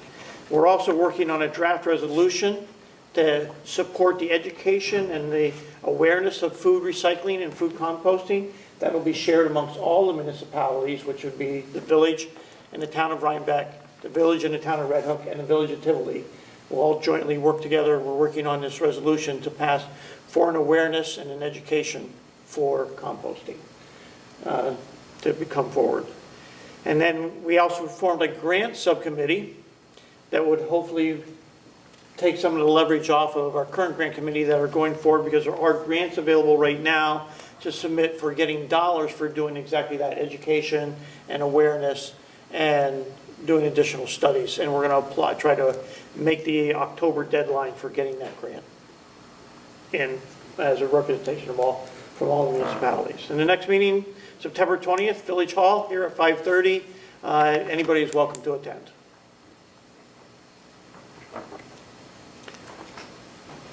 Parks.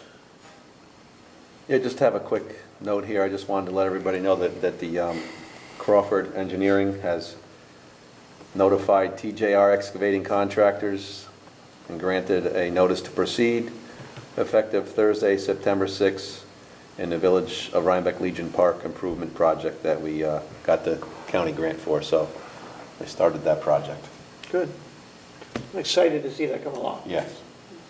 Long time, and it's great. Fantastic. Next on the agenda, Trustee Rossi, any update from the Grant Advisory Committee? Nothing further, Mr. Mayor, only that we've heard from Brandt the successful submittal of the application for the water main. I'll just add to that was submitted on September the 5th, and that is a grant for $2.2 million. And that was submitted on September the 5th, and I'm just going to give you and the board some fast numbers that starting on July the 12th, roughly about 55 days between July the 12th and September the 5th, this administration submitted a total of 6 different grant applications to cover 4 different projects, and collectively those 6 grants are seeking $6.2 million. So in the span of 55 calendar days, Mr. Mayor, this team, and when I say this team, every member of this board, obviously our treasurer, of course our village clerk, and our engineers collaborated together for $6.2 million. And I think, and Brandt, Trustee Newinak had discussed this, I think a differentiator from past efforts were, in fact, the strong letters of support. And we'll see if that makes a difference. I think it will. So, that's it. Knocking on wood. Yeah. Yeah, for that. Thank you. No emergency preparedness committee report. I do have an update on the Veterans Committee. I did not get it in, but our flagpole has arrived. Hey. And it is here, and we will be working with our own highway department to get that installed over next to the Doughboy across the street on East Market Street. Our goal is, as I put in my recent newsletter, is to have a commemoration event held on Veterans Day to dedicate that flagpole. So it is here. We are missing a couple parts. We're working on getting those parts that didn't make it to the truck, but, I've been working on that. They guarantee that we will have them. I'm sorry. They guarantee that we will have them. They'll get Fantastic. them to us. Yes. A couple And months. Pat, thank you for your help on making that happen. No problem. It was fun watching the guys unload it and carry it across the street. That's great. Peddling permits. Do we have any Boy Scout peddling? I'm going to start with the first. Boy Scout for Santa Claus. I'm hoping the board has a chance to read this. I'm not going to go through them in detail. It's in Santa Claus. They've done this before. Any objections to the Boy Scouts at Santa Claus? No. Okay, we'll vote, we'll discuss and we'll go through them. And also I'm going to go stick with Santa Claus. We also have Culture Connect at Santa Claus. There was some discussion on Culture Connect. Just so everybody's clear, Culture Connect will be wants to set up a cooking on Market Street on the sidewalk. They did this last year during Santa Claus. There was concern based on safety and perimeter around that. They've demonstrated that they could do that before. Santa Claus has also approved the use of them at the event. I see any objections from anybody else on that? No. No. Now I'm going to go to the same two for the tree lighting. Boy Scouts want to do the same thing at our tree lighting ceremony. Our past executives, CEO. Pardon? Friday's the last day. This Friday? Oh. Claudia Cooley is here. I believe that you are still kind of kick this tree lighting ceremony off before. Yeah, Yes. we have it scheduled for November 25th. It's a Sunday night, kind of. It's been shifted over the past, I don't know how many decades, but we're going to. Claudia, would you mind coming up front and being on camera for us, please? One last It's time. your one last Over Oh, there. over there. Over Okay. here.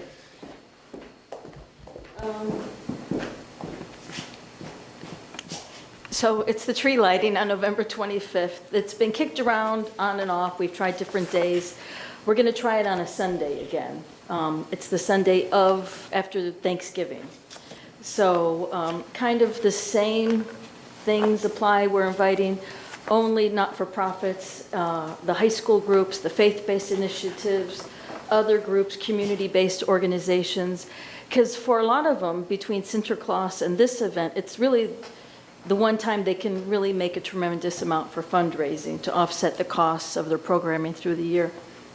So I appreciate the boards, looking into this every year. We're trying to improve it every year. It's a great event. This one is a wonderful event. Well, they're all wonderful, but this one is really primarily focused for Rhinebeck, for the residents here. The tree lighting and the Village Parade of Lights is a lovely event. It's been going on, and it's just a great event. And I appreciate you taking the time to discuss and approve. And I have to say, it's been a thrill. I really have enjoyed getting to know each one of the board members here for different things. Howie, Rick, Gary, not so much. No, I'm kidding. Gary's wonderful, no. Thank you. Brent and John, it's just been a really great event. The whole run, you guys are great to work with. And of course, the glue that keeps this factory together. Yeah. Gonna miss you, Claudia. Yes, thank you. Well, I'll be around. Those are big shoes to fill. Yes, Well- yes, you're going to be missed. I, for one, I just want to give you a standing ovation. I think we all should, because for the work that you've done for this village of Rhinebeck has been outstanding. You can just send a cake to my office, that's all. No, but thank you. And again, even the grants, I want to applaud you because I don't know how many people, I mean, we can talk about it here, but just what you were saying about the Grants Commission, really trying to reach out there to get funding for all these events that help develop the infrastructure of Rhinebeck. All those things that you work tirelessly for really save us in tax dollars for both business and for the residents. So thank you again for your hard work. Thank you. Thank you. Any other questions about the tree lighting? Bartender Wars, by the way, Bartender Wars is October 17th. Very good. Public service announcement. Anybody have any objections to the Boy Scouts and Culture Connect for the tree lighting? No. No. All right. I'd like to make a motion that we approve the Boy Scouts and Culture Connect for both Cinder Claus and the tree lighting Second. ceremonies. Second? All in favor? Aye. Anybody opposed? Abstain? So carried. Thank you. We also have one more. Interact. That one is new. That came in at like 2:45 today. Yeah. Yeah, so Interact is for Porch Fest. Correct. They've been there before. This is a repeat for the Interact Club to get their awareness out and participate in the Porch Fest. They'll be set up just like some of the others. So anybody have any objection to the Interact Club participating in Porch Fest, which is going to be on September 29th this year? Any objections? I'd like to make a motion that we approve the Interact Club for Porch Fest. Second. All in favor? Aye. Anybody opposed? Abstain? So carried. Thank you. We're on, well, I think you're going to talk about the municipal lot and in correspondence, or do we want to? Well, we have still events and special requests. We have 3. Yes, okay. So it's, We can go through that. yeah.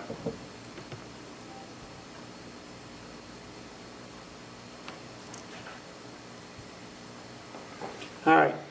Fiddler's request.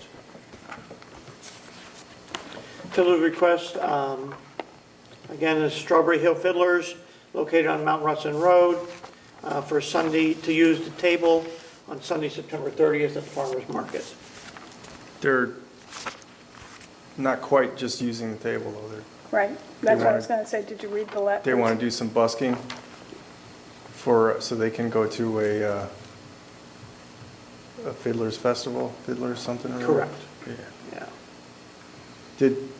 Are they approved by the farmer's market? Well, This is our table. this would be our table. This is our, Yeah. Not in the center table, but that the Farmers Market have. So your concern is if the farmer's market would have a concern, right? well, my real concern is that other buskers might, Yeah, that's true, too. but Do you know if I they- want to figure out a way to approve it. She also asked Without about being standing on arbitrary. the corner and playing like the busker does, but it would be a group of kids, so. They're kids and they're, So that's real why she talented. thought and- this might be a way that she can still do it, but she didn't know how else to do it. And I suggested either Porch Fest, and she couldn't then because they're playing in a symphony, and she also thought there was another time, and it would be too cold. So, for tree lighting. So, Do you know, have they been in touch with the farmer's market to see if they could take that center? I think she had talked to them, and I think they might have another band, don't they have music sometimes playing at I the, think almost every weekend. so I think that was the conflict there. So she has tried pretty much every avenue. and- So, but that's one way we would not be arbitrary, is that we know that the farmer's market has people playing live music. It's not, this is playing live music, but it's also busking, but It is. So I guess my question is, do we have a code restriction for solicitation like this? that's the same issue we had Yeah, a month ago, right, or Yeah. 2 months ago. Yeah. Is this the same group, Pat, that wanted to play with the saxophone? No. no, Is that- that was a different band. Yeah. Okay, right. And they wanted to be on the sidewalk and obstructing the sidewalk, and that's where we said Clearly, right, that we can't do. right. Right. This This- is inside, restricted to the table, restricted to that space. I don't think they can, if they start going out Yeah, beyond then we that have an space, issue, right. then we have an issue. Yeah. This is high school kids that are just looking, it's a fundraiser Yeah. to go to an event. So I'm sympathetic to it. I am also. Can we limit the number of people behind the table? Does it say how many people are Doesn't say. in the band? No, it doesn't say. I think she had, I think there's like 20 in the group, but Yeah. that would be overwhelming behind the table. Yeah. Is there anybody else having another table like that? No, that's the date that was the Because we only have date one- I had available. Okay, but now we have 2 tables out there?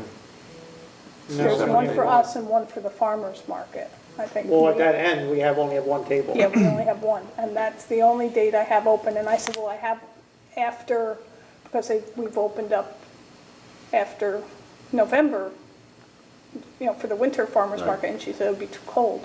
So, because their fingers on the string. Again, this is a non-for-profit organization Exactly. for kids, for the development of music. Yeah. I even asked if they had canned music that they could play, that could possibly, but they didn't. Can I ask? Sure. There's that property that the Rhinebeck Bank owns right in front of the municipal lot. It's where usually the watchtower, where Jehovah's Witness kind of park themselves at. That's a savings bank lot. Yeah, Rhinebeck's, yeah, the big parking lot. Is it, if they were to get approval from Rhinebeck Bank to use that front part, which is just behind the sidewalk, it's considered private property. It's not on the sidewalk, but it's not Right. the I think park. that's Joe Kurthel's I believe property. Joe Curtois owns. Yeah, he owns a sliver right there. And I think, Yeah, just the sliver, but the bench, I believe, is Rhinebeck Bank. No, I thought everything on that side, no? No, I'm not that it's been presented to me. He owns the one, like the sidewalk that takes you all the way to the back, but there's that grassy kind Yes. of knoll area. I believe that's Rhinebeck Bank property. But, or if they could get approval from Kurthois or from Rhinebeck Bank, could they use that? I would almost rather have them in the farmer's market. Oh, I think it's a I better think the spot. goal is, that's where the crowd is. yeah. Or do they come back with quick decisions at the farmer's market? Can we just ask them if it's okay with them if they play there? Well, they may have a position already set up for their, But that's on the other side. Yeah, that's inside the farmer's market. how many musicians is the farmer's market supposed to support? I mean, I kind of like Claudia's idea. Well, I like the idea of maybe limiting the number of musicians that can play behind the table, so we're not overwhelmed with a crowd there. If we get all 20, then it's going to be significant. But if we have 5 or 6, limit, say, to up to 5 people that can fit behind the table that can play music, how's that? That's more reasonable. Without question, this is a good cause and we want to find a way to You're right. support it. But I'm not concerned so much about the potential conflict of musicians, but a group of this size drawing a large crowd, is that going to be intrusive to the business of the market, the farmers that come to sell? Maybe the answer is no. But so I'm with you, Mr. Mayor, that if we're going to do this, it has to be we have to restrict the number. I think 20 is just too large. Yeah, So what is the number? 6? I said 5, 5? Yeah. behind the table. Yeah. And they have to stay, they can't be out front, doing it, they have to be behind the table, just like everybody else is required to do. They're not, they can't be out stopping Right. people. Right. And if they want more, maybe they can go over to the bank. Yeah, maybe they should ask somebody, ask Kurthois or whoever. All right, I'd like to make a motion, we allow Strawberry Hill Fiddlers, non-for-profit organization of music school for string students to participate and use of the table on September 30th at the farmer's market with a limitation of no more than 5 musicians at any one time. Right. 5 musicians or 5 people? You're right, people. Right. you're right, 5 people, 5 people. okay. Each who can be playing it. Right, But I understand your point. right. Yes, I understand your point. Do I have a second? Second. All in favor? Aye. Aye. Anybody opposed? Abstained? So carried. Thank you. Next one, Fire Department Open House. This I just saw today, right? So it was submitted today, and this is the regular fire department's open house that they've held before in the past, submitted by Chrissy Amy for October 28th of 2018. starting at 11 a.m. to 4 p.m. And it'll be held here at the Rhinebeck Fire Department. They open it up, you know, they have food vendors, and et cetera associated, and it's kind of it's ditto what they've done before. I sent this to Sergeant Dunn, and his only concern is it's the same day as the Halloween parade, which Yes. also starts right here. And I passed that on to to the fire department, and they were aware of that, and they had hoped it would help bring more people into the fire department. I don't view it as a conflict, do you? I mean, in terms It's of, pulling, it could pull the police in a couple of different ways. That was I Pete's see. concern. But Pete said he can't be involved in this at all because his main concern is the The parade. Halloween parade, because that was approved. and the only thing we had to do last year, we had to secure the parking lot, right? And so we have to make sure that we close the parking lot so vehicular traffic isn't getting in, and et cetera. So our parking lot would be restricted on those days, the municipal parking lot behind the fire hall. And I also haven't gotten a peddling permit for their food truck. Right. We They need have that. not submitted that. That'll probably come next We time. can improve the event, but we haven't approved the Correct. event. So I'd like to make a motion to approve the Rhinebeck Fire Department open house on October 28th. Second. All in favor? Aye. Anybody opposed? Abstained? So carried. Thank you. Last one, and this one is the tree lighting for the Rhinebeck Chamber, which we're out of sequence.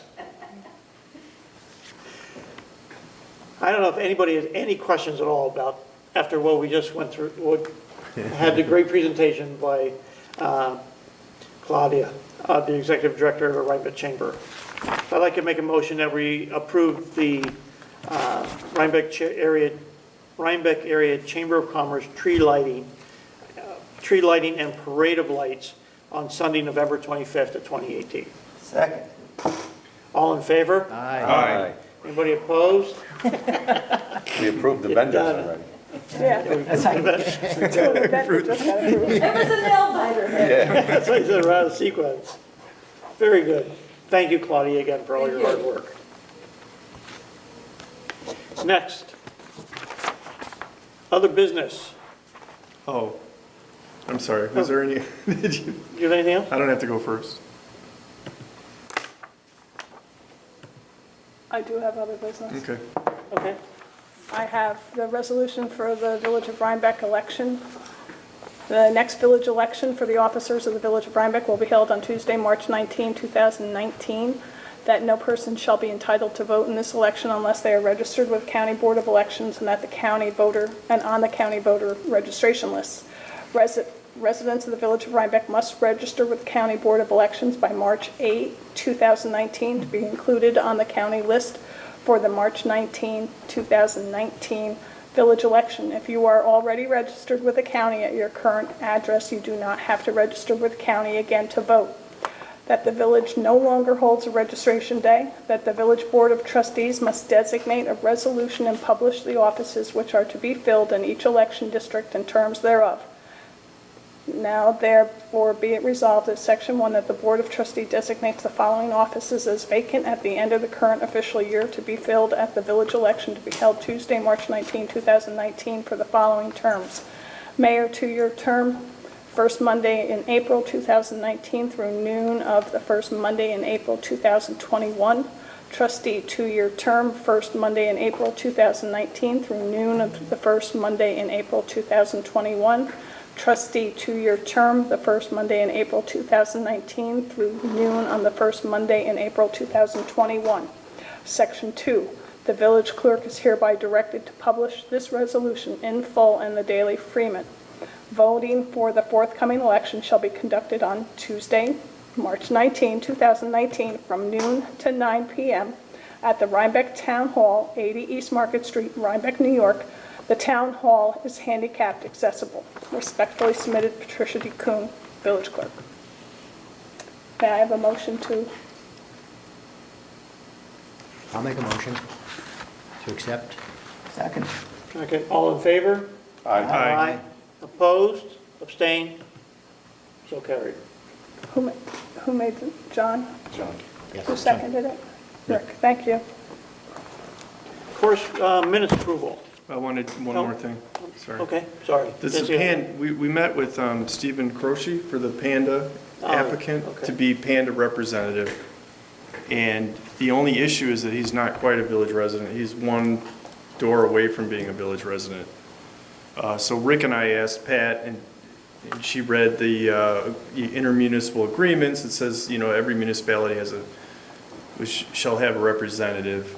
There's no, couldn't find a residency requirement anyway. It's been more of a protocol for us, for our volunteer boards, except when it's not. Sometimes it's statutory, like with the ethics board and the planning board and the zoning board of appeals. But I think that this is a really good candidate. He's an actor, he's in film production, and he knows a lot. He's very enthusiastic about being the Panda rep for the village. So I think we should just appoint him, and it's for a one-year term. We didn't get any other residents that had applied. Come forth. Yeah, we had a couple people interested, but they never moved forward. I thought he was a good fit, so that Yeah. was my 2 cents. Yeah. I don't know what my other Panda representative thinks. In the service of brevity, yes. Do you want to make a motion? I make a motion that we approve Stephen Croce to be our Panda representative for Second. the Village of Rhinebeck. Second.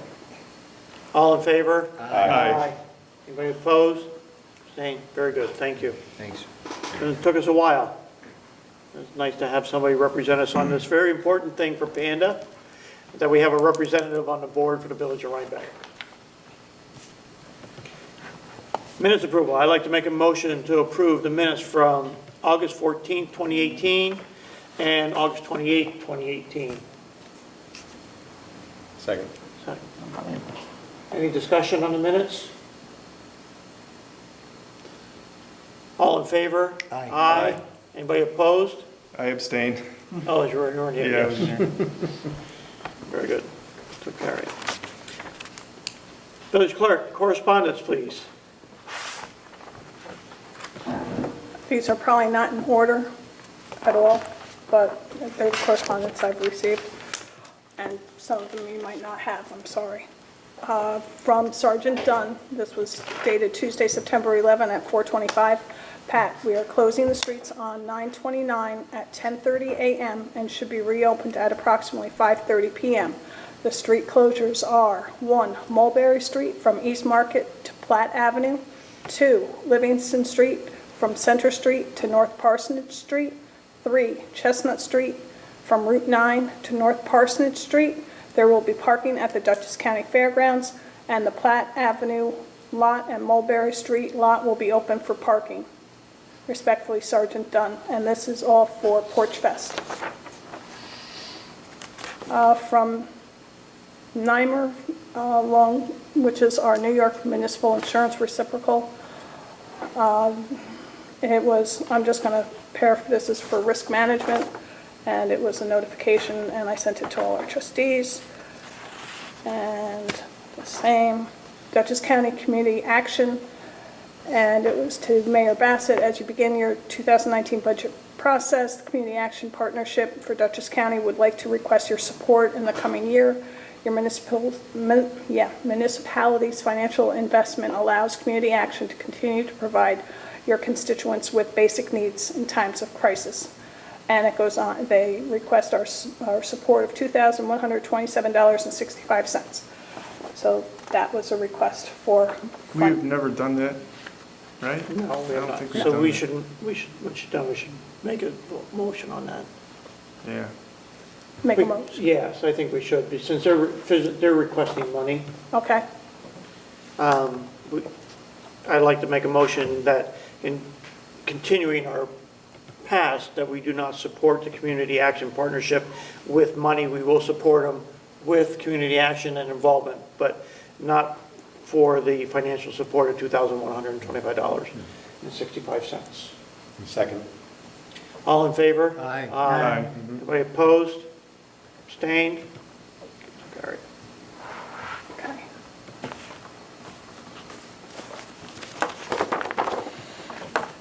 Dutchess County, Marcus Molinaro, County Exec, and this is Dear Mr. Bassett, with this letter, you have been hereby appointed to serve on the Dutchess County Climate Smart Communities Task Force. Your knowledge and experience will be an asset to the committee. Your appointment shall be effective September 1, 2018, and conclude on March 31st, 2020. And it goes through the history of what the Climate Smart Community Task Force is. Would you I like, ex- do and you I want me to accept read it. all that? I accept it. Good, thank And I also like to make note that in the discussion, I have also asked Trustee Rossi to be the alternate for me in case that I cannot attend or there's situations that I'm not available. So, Thank you. and he's agreed. Yes, thank you. And that was also approved by the county, but to do. Rebuilding Together Dutchess County, and this was to me. For over 25 years, Rebuilding Together Dutchess County has been providing quality home repair services to low-income Dutchess County homeowners who otherwise might live in substandard conditions. Since our founding in 1992, over 600 homeowners have been helped with repairs valued at over $6.2 million in market value, and over 13,000 volunteers have been engaged. And it goes on to say, and it says that it has a program deadline of September 30th in our program, and they welcome any assistance we can provide by publicizing our call for applications to your constituents. So I could copy this and put it on our, or a link or something so that people have, because I have the homeowner application for it, so if somebody wants to apply, they could apply for that assistance. And we, Dutchess County, for Mayor Bassett, the third annual fall clean out for hazardous materials to governmental agencies, and it has a collection date of Friday, October 26th, 2018. I have reached out to all our departments to see if anyone has any hazardous materials, as we have to register by October 5th. So we have, So I encourage all of the liaisons to work with the departments to make sure that we can, this is a great opportunity. and wastewater did have a question as to if something could be picked up, and when I called, they didn't know, so they're getting back to me. So again, I appreciate any help the liaisons can have with your departments. And that's all the communication I have. Pat, did I miss it? I thought I saw one for surplus vehicles. Oh, yes, but I Yeah. didn't put it in here. The Oh. Dutchess County has a surplus auction and they're requesting if we have any If we have any, that we would like to put up to we can auction. put it in the pool. Right. I don't know, do we have the board have to, because we do have a police car that we are going to be retiring. When the new police car is coming, the new SUV is coming on board. It may be an opportunity to get it into a category. I know last time we did this, we did get one bid locally for it, and it went to a good use, but this may be an opportunity to maybe cash in and get some more money, possible, because of the broader audience. Yeah. When is that, the date? I don't remember, Yeah. because I don't have that one printed. Okay. So I guess I'd like to have board approval to, and this was, our village clerk was very thoughtful to think of this. I put right away, what about our police car? Yeah. Because I thought that, because it would be a bigger pool to get. If the timing's right, yeah. Yeah. If Pete can get what he needs out of the old car in time for when it's, So I'd like to make a motion that if we can make the timing right and it lines up to retire our police cruiser in conjunction with getting a new one online, that we submit that to the county auction. The submission is September 21st, and the auction is on October 16th. Right. that's 10 Timing days close. away. Yeah. It's tight, but. Okay, do I have a second? Second. All in favor? Aye. Aye. Opposed? Very good. Okay, next on the list is personnel. We have several things. I would like to take it a little bit out of sequence before we get into job application and discuss the vacation buyout by Brian Bacomo, an employee of our wastewater department. I believe, Pat, he has the hours. Yes. I don't have this total, but I know he has the 80 hours. Yes, hours, yeah. all right. So I'd like to make a motion that we allow Brian Bacomo to buy out the 80 hours as he requested. for our Second. vacation buyout. Second. Second? All in favor? Aye. Aye. Opposed? Abstained? So carried. All right, next, we have advertised for 3 jobs. We have advertised for a wastewater treatment plant operator trainee. We've also advertised for a wastewater chief operator, and we've advertised for a temporary wastewater treatment plant operator trainee with the possibility of going permanent. And so far, we have received, internally, we have done this, and by union bylaws, we've advertised it internally, and we do have applicants for these. I would like to move this to our executive session, where we can have a discussion on our internal employees and go forward with a plan. Second. All in favor? Aye. Aye. Anybody abstain? Abstain, so carried. So we move that to the executive session. Any other business? All right, nope. The storm drain on South Street, the one that you had an issue with the homeowner, I was just wondering what was going on with that. Yeah, so we're continuing to work on that. Every time we get ahead on it, we get another severe storm.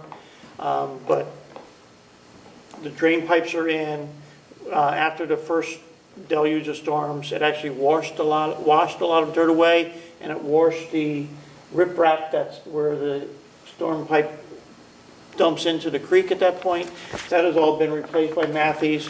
It's all been graded off, and our highway department is now going to go back in with the opportunity to spread new topsoil and reseed it areas, and then we'll be done. And the owners will be, that's what the owners want? Yes. Yeah, okay. Yes. Okay. Yeah, we've been working very closely with both owners on both the property and keeping them informed. Okay. Didn't want to put you on the spot, I was just. No, that's fine. It's a good thing to discuss. It's fine. I was thinking about it too when I drove by his house on the way here. How's that going? Yeah. I don't Saw him know, this weekend, how many, that's why. have any of you walked down there? I mean, Not in a while. No? Yes. I don't want to trespass. oh, Hey, Vic, yeah, what do you? well, we're gonna get it, we will eventually will have an easement Yeah, I was there. gonna say, it's an easement. You're Oh, walking, okay. you're walking on, you're As long as walking I'm on. walking on the pipe. Part of the criteria is we will have an easement on that to be able to go in and maintain it going forward for the future. And we have to get that surveyed and then get the legal done to make that happen. Both parties have acknowledged that they would be in supportive of that, as long as we can finish our cleanup and get the work done. Okay, I'd like to make a motion to go into executive session. Second. All in favor? Aye. Aye. Opposed? Very good. Okay, before you leave, you got to tell us where your new position. Wait, Howie, 1 second. Oh. I'd like to make a motion to leave executive session and return to the regular meeting. Second. All in favor? Aye. Aye. Opposed? Carried. I'd like to make a motion to adjourn the September 11th, 2018 Village Board meeting. Second. All in favor? Aye. Opposed? Abstained? So carried. Thank you very much. Don't you want to put that on TV? So